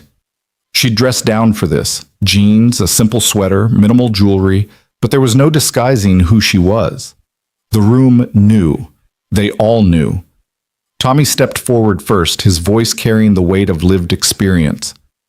Most of you know me, Tommy Briggs. Worked at Dawson for 18 years before it closed. Lost my house, my savings, my wife's health insurance. Some of you were there that night we confronted Ms. Hahn. You know how that ended. Murmurs rippled through the crowd. Not friendly ones. Here's what you don't know, Tommy continued. In the 3 weeks since, we've built something real. A program that doesn't just throw money at the problem or offer you meaningless training in jobs that don't exist. We're offering you a partnership, a chance to rebuild not just your careers, but your communities. And yeah, Ms. Hahn is funding it. And yeah, I know that's complicated, but I'm asking you to listen, to give us 30 minutes. If you hate what you hear, walk out. No hard feelings. But at least hear us first. The room settled into reluctant attention. Jonah stepped forward, feeling 47 pairs of eyes dissecting him, weighing whether he was another corporate mouthpiece or something else. My name is Jonah Carter, he began. 3 months ago, I was a waiter at an overpriced restaurant, serving people who never saw me. Before that, I was a cop who lost his badge because I made a mistake that cost someone. Before that, I was a kid whose father worked himself to death as a plumber, convinced that the only dignity in life came from honest labor. I know what it's like to build your identity around your work. I know what it feels like when that work disappears. And I know the rage that comes when the people who took it away never have to answer for it. He saw a few heads nodding. Good. Connection before solution. Ms. Hahn is here today not to apologize. Apologies don't pay bills. But to listen. To understand what you actually need, not what some consultant's report says you need. We've got 3 team leaders who've lived through facility closures. We've got funding for retraining that respects your skills instead of erasing them. We've got healthcare continuation, emergency housing assistance, and job placement services. But more than that, we're offering you a voice in how this program develops. You tell us what works, what doesn't, what's missing, and we adjust. Because this isn't about saving Miss Hahn's reputation. This is about saving your lives. A woman in the 3rd row stood up. Late 40s, tired eyes, work-worn hands. Why should we trust anything a billionaire tells us? She made her money destroying places like this. Now she wants credit for throwing us scraps? Celeste stepped forward before Jonah could respond. You're right, she said simply. You shouldn't trust me. I haven't earned it. I made decisions that prioritize profit over people. And I'm culpable for the damage that caused. This program doesn't erase that. Nothing can. But it's what I can do now, today, going forward. And if you participate, you hold me accountable. You make sure this isn't just PR. You make sure it actually helps. My husband killed himself, another woman said, standing. Jonah recognized her from the photographs Mike had shown, Jorge Ramirez's widow. He couldn't find work, couldn't pay for his medication, couldn't see a future. You want to help? Give me back my husband. The silence that followed was absolute and devastating. I can't, Celeste said, her voice breaking slightly, and I will carry that for the rest of my life. Your husband's name will be on the memorial we're building, first page. His story will be told. His life will be honored. It's not enough. It will never be enough. But it's what I can offer. Maria Ramirez, that was her name, Jonah remembered now, stood there trembling, tears tracking down her face. Then she walked out. Several others followed. Jonah felt the meeting teetering on the edge of collapse. He looked at Tommy, who nodded imperceptibly. Tag team. Steve, Jonah called. Show them what you've built. Steve came forward with his laptop, projecting onto a screen they'd set up. This is the early warning system. It tracks investment patterns, management changes, market shifts across every major manufacturing facility in the region. See this facility here? He pointed to a factory marked in yellow. Precision Parts Manufacturing in Oakdale. Our analysis suggests they're at high risk for closure in the next 6 months. We've reached out to management. They're struggling with outdated equipment and rising costs. Instead of letting them fail, we're working with them on modernization funding and operational efficiency. Maybe we save it. Maybe we don't. But the workers there will have months of warning, not days. They'll have support starting now, not after they're already desperate. A man near the back leaned forward. What kind of support? Darren stood. Depends on what you need. Some folks want retraining for different industries. Some want help starting their own businesses. Some want relocation assistance to where the jobs are. We match services to individual situations. No cookie-cutter solutions.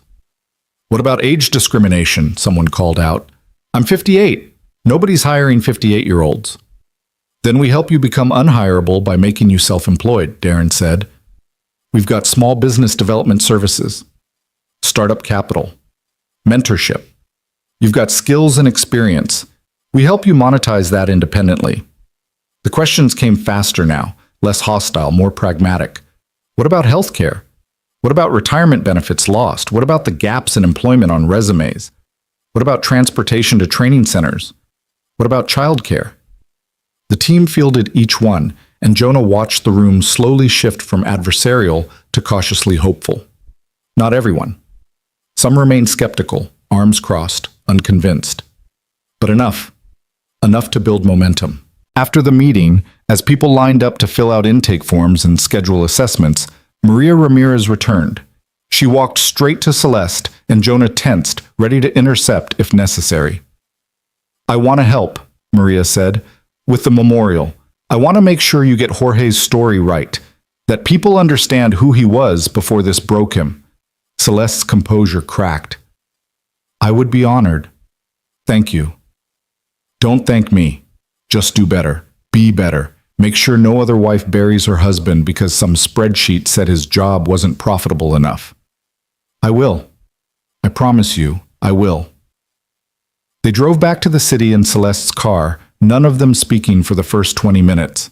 Finally, Tommy broke the silence. That was brutal. That was necessary, Celeste corrected. I needed to feel that, to understand it viscerally. You handled it well, Jonah said. No corporate speak, no deflection, just honesty. Honesty doesn't bring back Maria's husband. No, but it's a starting point. It's the foundation everything else gets built on. Back at Hancorp Tower, they reconvened in the conference room that had become their war room. Whiteboards covered in strategies and timelines, tables stacked with intake forms and case files, the organized chaos of people trying to fix something massive with limited resources and unlimited determination. We got 34 signups, Steve reported. Out of 47 attendees, that's a 72% conversion rate. That's actually phenomenal. What about the 13 who didn't sign up? Celeste asked. Some walked out, some were just there to yell. A few need more time to think about it. Tommy pulled up a list. But we've got their contact information. We can follow up, address specific concerns. Mike entered the room looking exhausted but energized. I just got off the phone with 3 different families about the memorial. They want to be involved in the design process. Want to make sure it's not some generic monument, but something that tells specific stories. Then that's what we do, Celeste said. Whatever they need. Jonah's phone rang. Emma's school again. His stomach dropped into familiar parental terror. Mr. Carter, it's Principal Davies. I'm calling with good news this time. Emma's been selected for the Young Scholars Program. It's an enrichment opportunity for academically advanced students. I wanted to inform you before the letter goes out. Relief and pride collided in Jonah's chest. That's wonderful. Thank you. After he hung up, Celeste was watching him with an expression he couldn't quite read. Everything okay? Better than okay? Emma got into some gifted program at school. She's going to be insufferable about it.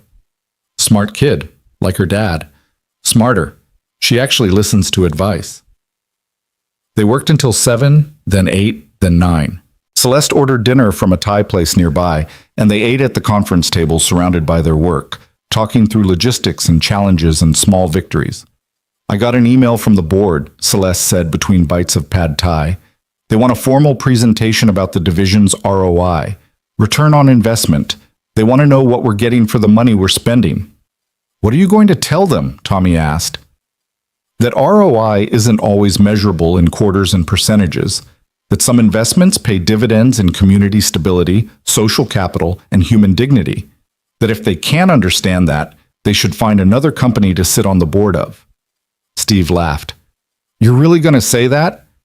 Not in those exact words, but yes, essentially. Celeste set down her fork. I didn't build this company to be liked. I built it to be effective. And right now, the most effective thing we can do is prove that capitalism doesn't have to be sociopathic, that profit and purpose aren't mutually exclusive. That's a hell of a mission statement, Darren said. It's the only one that matters. Jonah watched her, this woman who'd been so carefully constructed 3 weeks ago and was now deconstructing herself in real time, rebuilding into something more authentic and more vulnerable and infinitely more powerful. His phone buzzed. Text from Mrs. Chen. Emma's asleep, but she wanted me to tell you she loves you and she's proud of you. Those were her exact words. He showed the text to the group. Tommy smiled. Kids have a way of knowing when you're doing something important. Or she's angling for a later bedtime, Jonah said, but his voice was thick. Around 10, they finally called it a night. Celeste offered to drive Jonah home, and he accepted, too tired to face public transportation. They drove through the city in comfortable silence, and Jonah thought about how much had changed in 3 weeks, how 5 strangers had become something like family, how a chance encounter had become a movement. You ever wonder about timing? Celeste asked as they stopped at a red light. Like, what if you hadn't been working that night? What if Tommy and his crew had gone to a different restaurant? What if I'd called security immediately? I try not to think about it. The what-ifs will drive you crazy. But doesn't it feel like fate? Like we were all supposed to meet exactly when and how we did? I don't believe in fate. I believe in choices. Tommy chose to confront you. I chose to intervene. You chose to listen. We all chose what happened next. That's very rational and not at all romantic. Romance is for people who don't have 6-year-olds asking about butterfly wing counts. She laughed, pulled up in front of his building. Jonah, can I ask you something? Sure. Are you happy? I mean, really happy.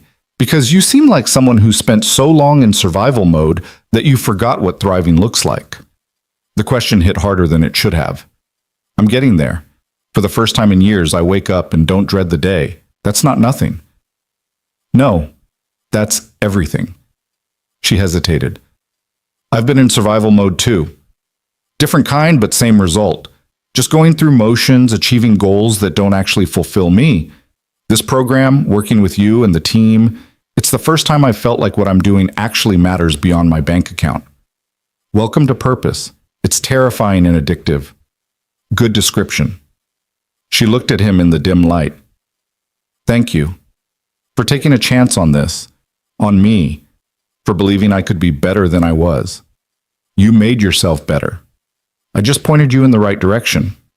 He got out of the car, watched her drive away, and felt that strange sensation again, the universe shifting, settling into new configurations. Inside, Mrs. Chen was asleep on the couch, some late-night show playing softly on the TV. Jonah covered her with a blanket, checked on Emma, sprawled diagonally across her bed as always, and then stood in his small kitchen with a beer he didn't particularly want, processing the day. His phone buzzed. Tommy. Jessica's asking for you again. Can you come by tomorrow? She wants to tell you something. Jonah typed back. What time? Afternoon? She's clearest then. I'll be there. The next day, Jonah found Jessica sitting up in bed, looking frailer than before but mentally sharp. Tommy stepped out to give them privacy. He doesn't know I called you, Jessica said without preamble, and I need you to not tell him. Okay, what's going on? I'm stopping treatment. The doctors give me 2 weeks, maybe 3. The treatments are buying me days but costing me quality of life. I want to spend whatever time I have left actually living, not just surviving in a hospital bed.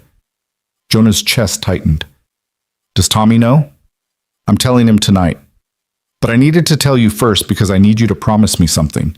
She fixed him with eyes that had seen too much and understood everything. When I'm gone, he's going to fall apart. Let him. Don't try to fix it or rush him through grief, but also don't let him disappear into it. Give him space, but not too much space. Make him show up for work even when he doesn't want to. Make him remember he has purpose beyond me. Jessica, I'm not sure I'm qualified. You're exactly qualified. You survived losing yourself. You know the path back. Be his guide. What if I can't? What if he's too far gone? He won't be. Because he's got you and Steve and Darren and Mike. He's got people who need him. That's what saved you, isn't it? Having Emma need you? She was right. He'd survived because he couldn't leave his daughter alone. Because her need for him had been greater than his desire to escape. I'll do my best, Jonah promised. That's all anyone can do. She settled back against her pillows, suddenly looking exhausted. Tell me about Emma. What's she like? They talked for an hour about 6-year-old philosophy and butterfly wing debates and the particular joy of watching someone discover the world. Jessica listened with the intensity of someone archiving memories for a future she wouldn't see. When Tommy came back, Jonah left them alone, but not before Jessica caught his hand one last time. Thank you, she whispered, for giving him something to live for after I'm gone. Walking out of the hospital, Jonah called Celeste. Everything okay? She answered. Jessica's stopping treatment. 2, maybe 3 weeks. Silence. Then, what does Tommy need? Time, space, and a reason to keep going. We'll make sure he has all 3. Can you schedule a team meeting for tomorrow? I want to make sure we've got contingency plans in place. Make sure Tommy knows the work continues whether he's there or not, but also that his position is secure regardless of how much time he needs. You're good at this. At what? Leading with humanity. I'm learning. You're a good teacher. That night, Jonah lay awake thinking about impermanence, about the fragility of every good thing, about how quickly life could shift from bearable to unbearable. He thought about Jessica choosing quality over quantity, about Tommy, about to lose the person who made him whole, about all the families they'd met who'd already lost everything. Emma crawled into bed with him around 3 a.m., wordless and half asleep, and he held her, breathing in the scent of her strawberry shampoo, feeling the solid weight of her against his chest. Daddy, she murmured. Are you sad? A little bit, baby girl. Someone I know is very sick. Will they get better? No, but they're very brave about it. Emma thought about that with whatever logic 6-year-olds apply to mortality. When people die, they turn into stars, right? That's what you said when Grandpa died. He told her that because he couldn't bear to tell her the truth. The death was just absence, just nothing, just gone. That's right. They become stars. Then they're not really gone. We can still see them. Yeah, sweetheart, we can still see them. She fell back asleep in his arms, and Jonah lay awake until dawn, thinking about stars and survival and the incredible courage it took to keep living when everything hurt. The team meeting the next day was subdued. Tommy wasn't there. He'd sent a message that he was staying with Jessica, that she'd told him about stopping treatment, that he needed time. We proceed as planned, Celeste said. Steve, how's the Oakdale situation? Management agreed to our modernization proposal. We're allocating $500,000 for equipment upgrades. If this works, we save 200 jobs. And if it doesn't, we've got transition plans ready for every worker. Nobody gets blindsided. They worked through the agenda efficiently, professionally, but the empty chair where Tommy usually sat felt like an accusation. After everyone left, Jonah remained behind with Celeste. This is going to get harder before it gets easier, he said. I know, but we keep going. That's what Jessica wants. That's what they all deserve. You know what I think? I think you're secretly a softie who built all these walls to protect yourself from caring too much. And now the walls are down and you don't know how to handle actually feeling things. Celeste looked at him for a long moment. That might be the most accurate thing anyone's ever said about me. She paused. Is it that obvious? Only to people who've done the same thing, Takes one to know one. She smiled, sad and genuine. We're quite a pair, aren't we? The cop who couldn't save himself and the CEO who couldn't see past her spreadsheets. Hey, we're doing better now. That counts for something. Does it? Or are we just marginally less broken? Both. Both things are true. They sat in silence for a while, two people learning to be human again, surrounded by evidence of their efforts. Intake forms and case files and strategic plans, all of it adding up to something that mattered. I should go, Jonah said finally.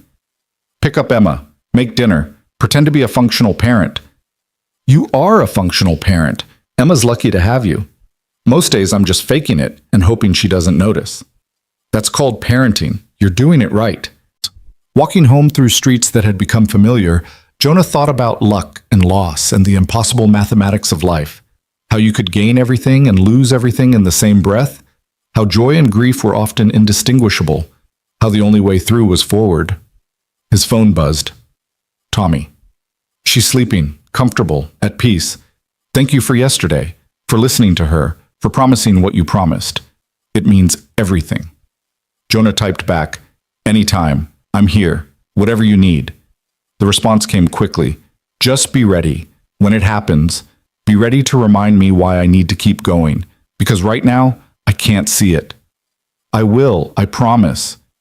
And Jonah stood there on the sidewalk, phone in hand, making promises he wasn't sure he could keep to people who needed them desperately, and feeling the weight of it settle on his shoulders like a familiar coat. This was what mattered. This connection, this commitment, this willingness to show up for people, even when, especially when, it was hard. He picked up Emma from school, listened to her excited chatter about young scholars and a new friend and something complicated involving recess politics, and felt the counterweight to all that heaviness. This uncomplicated love, this reason to keep trying. Daddy, can we get ice cream? It's Wednesday. Ice cream is a weekend food. But I got into young scholars. That's celebration ice cream. Celebration ice cream doesn't have rules. He laughed despite everything. Okay, celebration ice cream it is.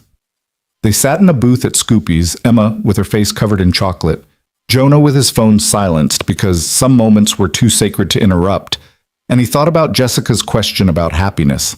Was he happy? Right now, watching his daughter demolish an ice cream sundae while explaining her theory about why butterflies have exactly 4 wings and not 6 like Marcus insisted, yeah, he was happy. Not perfectly, not completely, but genuinely. And that was enough, more than enough. That was everything. Jessica Briggs died on a Thursday morning while Tommy was holding her hand and telling her about the meeting they'd had with Precision Parts Manufacturing, about how they'd saved 200 jobs, about how her belief in him had made all of it possible. She squeezed his hand once, smiled that radiant smile that had always been too big for her frail body, and then she was gone. The call came to Jonah at 6:43 a.m. while he was making Emma's lunch. He answered on the second ring, heard Tommy's ragged breathing, and knew without being told. I'm on my way, Jonah said. No, don't. I need... Tommy's voice cracked. I need to be alone with her for a while. But tonight... Can you come tonight? I'll be there. Whatever you need. He hung up and stood in his kitchen, peanut butter knife in hand, feeling the weight of a promise made to a dying woman settle fully on his shoulders. Emma appeared in the doorway, already dressed for school, her hair a mess of tangles she'd attempted to brush herself. Who was that? A friend. Someone very important to him just died. Emma processed this with the matter-of-fact acceptance of children who hadn't yet learned that death was supposed to be unbearable. Is he sad? Very sad. You should bring him soup. When I'm sad, you make me soup. That's actually a really good idea, baby girl. After dropping Emma at school, Jonah called Celeste. She answered immediately, her voice already professional and ready despite the early hour. Jessica passed this morning. Silence. Then, quietly, how's Tommy? Broken. Holding on. I'm going over tonight. What do you need from me? Give him time. As much as he needs. And make sure the team knows they'll want to be there for him. Consider it done. Jonah, are you okay? The question surprised him. I didn't know her that well. That's not what I asked. He thought about the particular grief that came from witnessing someone else's loss, from feeling the fragility of every good thing. I'm okay, but ask me again later. I will. That's a promise.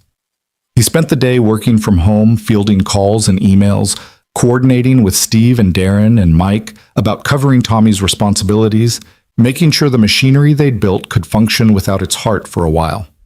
At 4 o'clock, he picked up Emma, made the soup she'd suggested, chicken noodle, nothing fancy, just warm and nourishing and made with care, and drove to Tommy's apartment. The place was small and cluttered with the accumulated debris of a long marriage, photographs on every surface, Jessica's sweaters still draped over chairs, her books stacked beside the couch with bookmarks holding places she'd never returned to. Tommy sat in the center of it all, still wearing the clothes he'd worn to the hospital, holding a coffee mug that had long since gone cold. I don't know how to do this, Tommy said when Jonah sat down beside him. Everyone keeps saying it gets easier, but how? How does this get easier?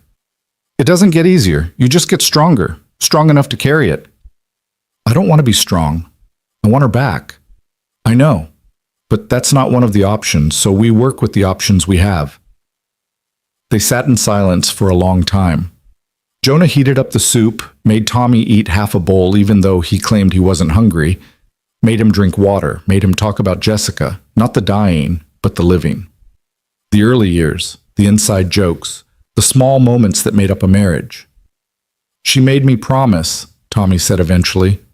Promise I wouldn't give up. Wouldn't let this break me. She said I had too much work left to do, too many people counting on me. He looked at Jonah with red-rimmed eyes.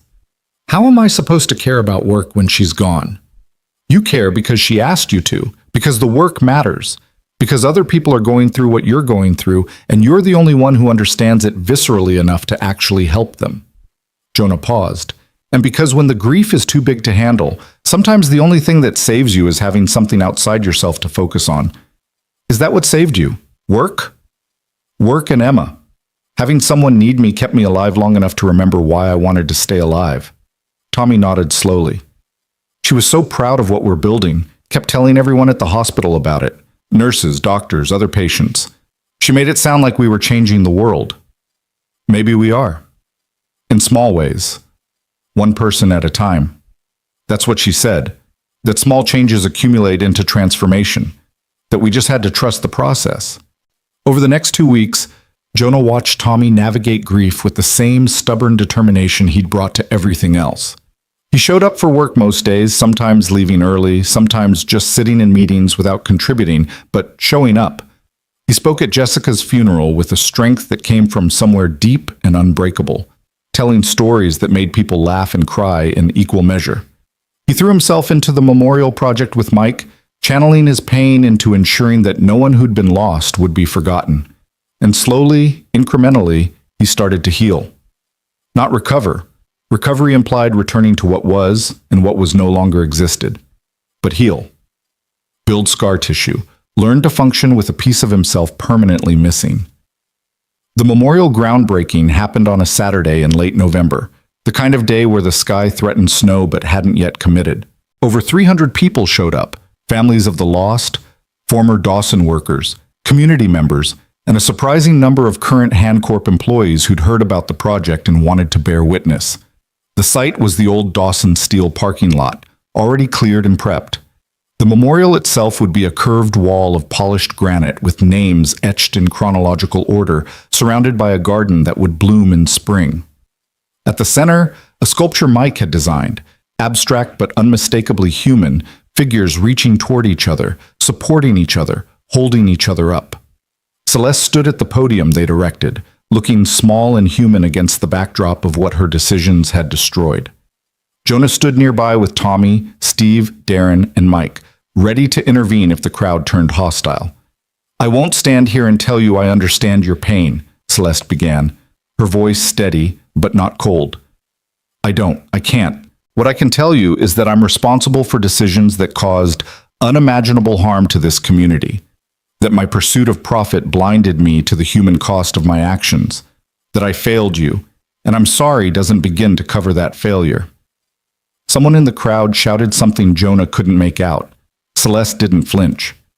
This memorial exists because 19 people died as a result of my decisions.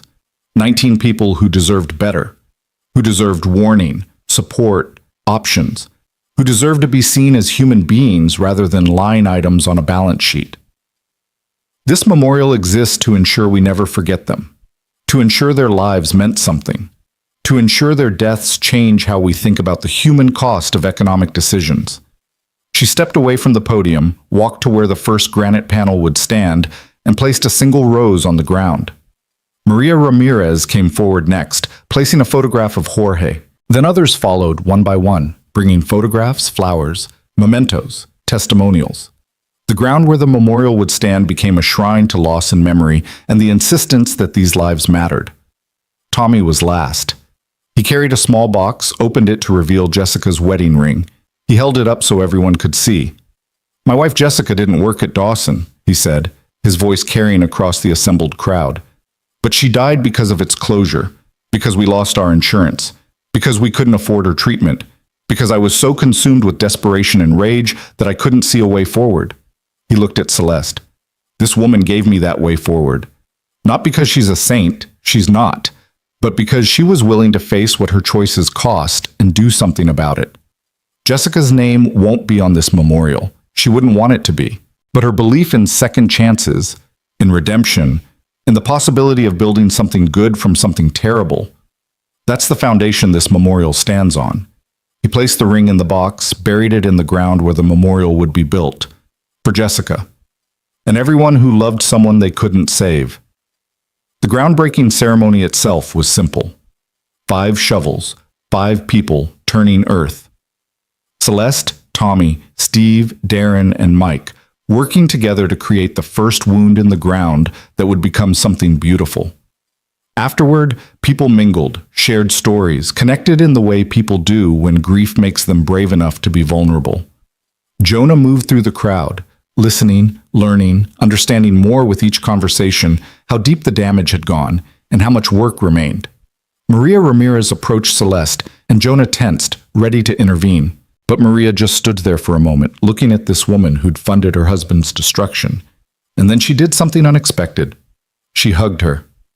"Thank you," Maria said quietly, "for remembering him, for making sure he mattered."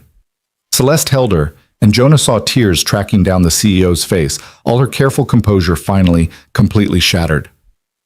"I'm so sorry. I'm so sorry." "I know, and I believe you. That's enough for today."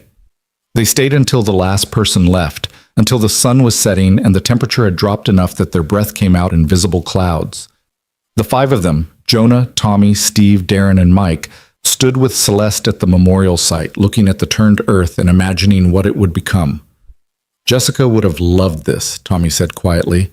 "She always believed in making meaning from pain." "She sounds like she was remarkable," Celeste said. "She was. And she believed in you, in what we're building. She said it was proof that people could change, that mistakes didn't have to be permanent, that redemption was possible. I hope she was right. She usually was." The following Monday, Jonah presented the division's 3-month report to Celeste's board of directors. He'd prepared for hostility, skepticism, demands for hard numbers, and concrete ROI. What he got was more complicated. The boardroom was all dark wood and leather chairs, intimidating by design. 12 people sat around the massive table, each of them worth more money than Jonah would see in several lifetimes. Celeste sat at the head of the table, her face professionally neutral. Jonah began with the numbers they'd understand. "In 3 months, we've enrolled 147 displaced workers in our program. 89 have completed initial skills assessments. 63 are currently in retraining programs. 41 have secured new employment with an average salary within 15% of their previous positions. We've prevented 1 facility closure, saving 200 jobs. We've established partnerships with 12 vocational schools and 6 community colleges. Our operating costs are running slightly under budget." "What's the return on investment?" one board member asked. A man in his 60s, gray suit, expression suggesting he'd never believed in this project. "Depends on how you define return," Jonah said. Financial ROI is difficult to quantify in the short term, but we've prevented an estimated $3 million in public assistance costs, generated positive PR worth approximately $5 million based on media coverage and social media engagement, and created goodwill in communities where Handcorp operates that's invaluable when we need permits, partnerships, or political support. That's a lot of hand-waving around actual numbers, another board member said. A woman this time, younger, sharper. You're right, Jonah agreed. So let me give you different numbers. Before this program, 91% of workers displaced by Handcorp decisions ended up earning significantly less within a year. Many ended up on public assistance. Some ended up homeless, some died, from suicide, from lack of health care, from the particular kind of despair that comes from losing your purpose. Those outcomes created enemies. People who hated Handcorp, who hated Ms. Han, who had every reason to cause problems for us. He pulled up a slide showing social media sentiment analysis. 3 months ago, mentions of Handcorp on social media were 67% negative. Today, 43% positive, 32% neutral, 25% negative. That's a massive shift in public perception. That's communities starting to see us as partners rather than predators. That's worth something, even if it doesn't show up in quarterly earnings. You're asking us to value sentiment over profit, the gray suit said. I'm asking you to value long-term stability over short-term gains. I'm asking you to recognize that destroying communities creates enemies, and enemies eventually cost you more than programs like this. I'm asking you to be smart enough to understand that sustainable capitalism requires occasionally prioritizing people over profit margins. The room went very quiet. Celeste looked at Jonah with an expression that might have been pride or might have been terror. He couldn't quite tell. Mr. Carter, said an older woman at the far end of the table, someone Jonah recognized as one of the original investors in Handcorp. Are you suggesting that those of us who question this program are not smart? I'm suggesting that intelligence without empathy is incomplete, that you can make all the right business decisions and still build something ultimately unsustainable because you've alienated everyone around you. Handcorp became successful by being ruthless. It will become lasting by being thoughtful. And if we disagree? The gray suit challenged. If we decide this division is a waste of resources and vote to shut it down, Celeste spoke for the first time. Then you'll do so without me. I'll resign, take my majority stake, and start a new company built on these principles. This division isn't a pet project. It's the foundation of how I intend to do business going forward. You can be part of that evolution, or you can find another CEO. The silence that followed was absolute. Jonah had seen hostage negotiations with less tension. Finally, the older woman spoke. Ms. Han, you're asking us to fundamentally change how this company operates based on 3 months of data and a lot of optimism. I'm asking you to change based on 3 months of proof that another way is possible, that we can be profitable and ethical, that we can invest in communities instead of extracting from them, that we can measure success in more than quarterly returns. Celeste's voice was steady, certain. And yes, I'm asking you to take that on faith because the full results won't be visible for years. But I'm also telling you that this is non-negotiable. This is who Handcorp is now. The vote was 8-4 in favor of continuing the program, with a 6-month review scheduled. Not unanimous, but enough. Jonah exhaled for what felt like the first time in an hour. After the board members left, Celeste sagged into her chair. I can't believe you told them they weren't smart. I told them intelligence without empathy is incomplete. That's different. That's splitting hairs so fine they're invisible. She laughed, slightly hysterical. God, I thought they were going to fire both of us. They couldn't fire you. You're the majority stakeholder. They could make it so miserable I'd want to leave. But you have no such protection, and you basically told them they were morally bankrupt. I told them the truth. That's what you hired me to do. She looked at him with an expression that made something in Jonah's chest tighten. You're either the bravest person I know or the most reckless. Can't I be both? Apparently. She stood, smoothed her skirt, rebuilt her composure piece by piece. Dinner? My treat. We should celebrate not getting fired. Can't. Promised Emma I'd help her practice for the young scholars presentation. She's doing hers on butterfly metamorphosis. Of course she is. Celeste smiled. Rain check? Definitely.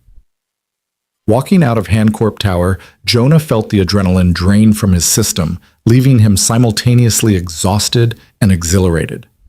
He'd just threatened a boardroom full of billionaires with uncomfortable truths and lived to tell about it. Jessica would have been proud. Tommy was definitely going to laugh at him. His phone buzzed. Phone. Text from Tommy. Heard you made the board cry. Legend. Jonah typed back, slightly exaggerated. Only one board member looked tearful, and it might have been allergies. Still counting it as a win. Drinks later? Can't. Emma duty. But tomorrow? It's a date. Emma's Young Scholars presentation was scheduled for Friday evening, a showcase where selected students demonstrated their projects to parents and teachers. Jonah spent the week helping Emma build a display board with photographs of different butterfly species, charts showing the stages of metamorphosis, and her own hand-drawn illustrations of the process. Why do they have to change so much? Emma asked one evening while they were working. Why can't they just be butterflies from the beginning? Because sometimes you have to transform completely to become what you're meant to be. Sometimes you have to spend time as something else first, learning and growing before you can fly. Did you transform, Daddy? The question caught him off guard. Yeah, baby girl, I think I did. I was one thing, then I went through a hard time, and now I'm becoming something different. Are you going to fly now? I'm trying to, with your help. She considered this seriously. I think you're already flying. You just don't notice because you're busy helping other people fly too. Out of the mouths of 6-year-olds, Jonah thought, wisdom he'd never expected but desperately needed. The presentation night arrived cold and clear. The school gymnasium was decorated with student projects, proud parents mingling with impressed teachers. Emma stood beside her butterfly display in the dress Celeste had secretly sent over. Nothing too fancy, just pretty and age-appropriate, with butterflies embroidered on the hem, and explained metamorphosis to anyone who'd listen. Jonah watched from a distance, heart full to bursting. Tommy appeared beside him dressed in the first suit Jonah had seen him wear, looking uncomfortable but present. Jessica would have loved this, Tommy said quietly. She always said kids are proof that transformation is possible.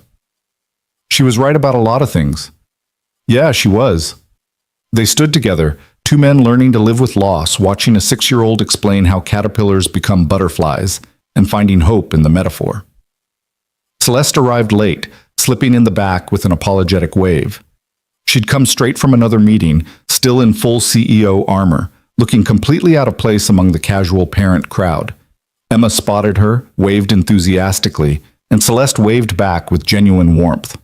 After the presentation, Emma received a certificate of achievement and promptly demanded ice cream to celebrate. Jonah agreed, and to his surprise, Tommy and Celeste joined them. The four of them crammed into a booth at Scoopy's, billionaire CEO, former factory worker, ex-cop single dad, and one precocious first grader, eating ice cream and discussing butterfly wing counts and the merits of celebration versus weekend food categories. I think, Emma announced with chocolate on her face, that celebration ice cream should be allowed anytime someone transforms into something better, like butterflies. Or like Daddy did. Or like you did, Ms. Celeste. Did I transform? Celeste asked, amused. You were a caterpillar who only cared about eating leaves, which is like money. But now you're a butterfly who helps people. That's transformation. Tommy nearly choked on his sundae. Jonah tried to look apologetic while also trying not to laugh. Emma, that's not exactly... Jonah began. No, she's right, Celeste interrupted. That's exactly what happened. I was so focused on consuming money, success, power, that I forgot to become something beautiful, something useful. Thank you, Emma. That's the best assessment of my character arc I've ever heard. What's a character arc? It's how people change in stories, how they start as one thing and become another. Then everyone has a character arc, because everyone changes. Not everyone, Tommy said quietly. Some people get stuck, stay caterpillars forever. Then they don't get to fly, Emma said simply, and flying is the best part. Later, after Emma was asleep and Jonah sat on his fire escape with the cold night air clearing his head, he thought about character arcs and transformation and the strange journey that had brought him from that restaurant patio to this moment. Thought about Jessica's belief in redemption, about Tommy's resilience, about Steve and Darren and Mike rebuilding their lives, about Celeste learning to value impact over income, about Emma explaining it all with the clarity of someone who hadn't yet learned to complicate simple truths. His phone rang. Celeste. Can't sleep? She asked. Too much to think about. Same. I keep replaying the board meeting, keep wondering if I made the right call, threatening to resign. You did, because it wasn't a bluff. You meant it. I did. That's what scares me. 6 months ago, Handcorp was everything. Now it's just a means to an end. When did that happen? When you remembered that tools are only as valuable as what you build with them. Poetic. Emma's been teaching me about butterfly metaphors. It's rubbing off. She laughed. Jonah, can I tell you something? Always. I'm happy. For the first time in years, maybe ever, I'm actually happy. Not satisfied, not successful, not accomplished. Happy. And it's terrifying because I don't know how to protect it. You don't protect it. You nurture it. You make choices that feed it. You surround yourself with people who support it. You accept that happiness is fragile and choose it anyway. Is that what you do? I'm trying to. Some days better than others. We're quite a pair. The CEO learning to be human and the cop learning to be brave again. Don't forget the factory worker learning to lead, the data guy learning to trust his instincts, the strategist learning to dream, and the artist learning to remember. And a 6-year-old teaching us all about transformation, especially that. They talked until late, about everything and nothing, about the memorial and the program and the future they were building together, about Emma's butterfly wisdom and Tommy's resilience and the particular grace of watching people become better versions of themselves. 3 months later, on a March morning that smelled of rain and new beginnings, the memorial was completed. The dedication ceremony was smaller than the groundbreaking, more intimate. Just the families, the team, and a few community members. The granite wall gleamed in the soft light, 19 names etched in permanent reminder. The garden around it was planted but not yet blooming. That would come with time, with patience, with the trust that buried things eventually grow. Tommy stood at his wife's stone, not on the memorial itself, but placed nearby at his request. Jessica Marie Briggs believed in second chances, made them possible.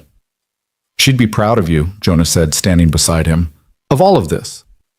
I hope so. I'm trying to live up to her faith in me. You're doing more than that. You're honoring her memory by helping others avoid your pain. The program had grown beyond what any of them had imagined. 347 workers enrolled, 2 facilities saved, partnerships with 17 educational institutions. A model other companies were starting to replicate. Small changes accumulating into transformation, just like Jessica had said. Celeste gave a brief speech, not about money or success or corporate responsibility, but about memory and meaning and the obligation to do better. Maria Ramirez spoke about Jorge, about his pride in his work, about how the memorial ensured he wasn't forgotten. Others shared stories, tears, laughter, memories. And when it was done, when everyone had placed their flowers and said their goodbyes and drifted back to their lives, Jonah found himself alone at the memorial with Emma. She studied the names carefully, sounding out the difficult ones. Why do people need memorials, Daddy? Because forgetting is easy. Remembering takes effort. Memorials remind us to make that effort. So we don't make the same mistakes? Exactly. She thought about that, then placed her hand on the wall where Mike's father's name was etched. I won't forget. I'll remember that people's jobs matter, that their lives matter, that butterfly transformations only work if you take care of the caterpillars. That's exactly right, baby girl. Walking back to the car, Emma's hand in his, Jonah thought about the distance between that Friday night in November and this March morning. Thought about how 5 desperate men and 1 ruthless CEO had collided and somehow created something beautiful from their combined brokenness. Thought about Jessica's wisdom and Tommy's strength and Celeste's transformation and his own slow, difficult journey back to wholeness. Thought about how the universe's timing was cruel and kind in equal measure, how every ending created space for new beginnings, how loss and hope were often indistinguishable. His phone buzzed. Text from Celeste. Dinner tonight? My place? I'm cooking. Well, attempting to cook. No promises on edibility. He typed back, "Can Emma come? She'll want to supervise. Please bring her. I need all the help I can get." That evening, in Celeste's penthouse, that had slowly accumulated personal touches, photographs, Emma's artwork on the fridge, a purple bicycle parked by the door for when Emma visited, they attempted to make lasagna together. It was chaos. Flour everywhere, sauce on the ceiling, Emma directing operations with the confidence of someone who'd watched every cooking show ever made. Tommy arrived with garlic bread. Steve and Darren brought wine. Mike showed up with dessert. They crammed around Celeste's dining table, this unlikely family built from crisis and choice, eating mediocre lasagna and excellent company. "To transformation," Celeste said, raising her glass. "To second chances," Tommy added. "To Jessica," Mike said quietly, "who believed in all of this before any of us did." They toasted, and Jonah looked around the table at these people who'd become essential to him, to Emma, to the version of himself he was becoming. Looked at his daughter, chocolate on her face again, happy and secure, and surrounded by adults who'd chosen to build something good together. This was what mattered, not the success or the salvation or the redemption arc. Just this: connection, community, the choice to show up for each other, day after day, especially when it was hard. "Daddy?" Emma whispered, tugging his sleeve. "Are we flying now?" Jonah looked at her, at this perfect small person who'd saved him without knowing she needed saving, and smiled. "Yeah, baby girl," he said, "we're flying." And for the first time in years, maybe for the first time ever, he meant it completely. Not metaphorically, not aspirationally, but actually. They were flying. All of them. Imperfectly, uncertainly, but genuinely. Caterpillars who'd found their wings, people who'd transformed. Stories that had found their endings and discovered those endings were really just new beginnings in disguise. Outside the penthouse windows, the city sprawled in familiar patterns. Millions of lives intersecting and diverging, each one carrying its own potential for transformation. Somewhere in it, another person was facing their worst moment. Another community was fracturing. Another decision was being made that would ripple through lives in ways its maker couldn't imagine. But also somewhere in it, someone was choosing differently. Someone was seeing people instead of numbers. Someone was believing that second chances were possible, that mistakes didn't have to be permanent, that small changes could accumulate into something revolutionary. And that was enough. More than enough. That was everything. The laughter around the table rose and fell like music, and Jonah let himself sink into this moment, this imperfect, beautiful, hard-won peace. Let himself believe in the possibility of happy endings that were really just happy continuations. Let himself fly.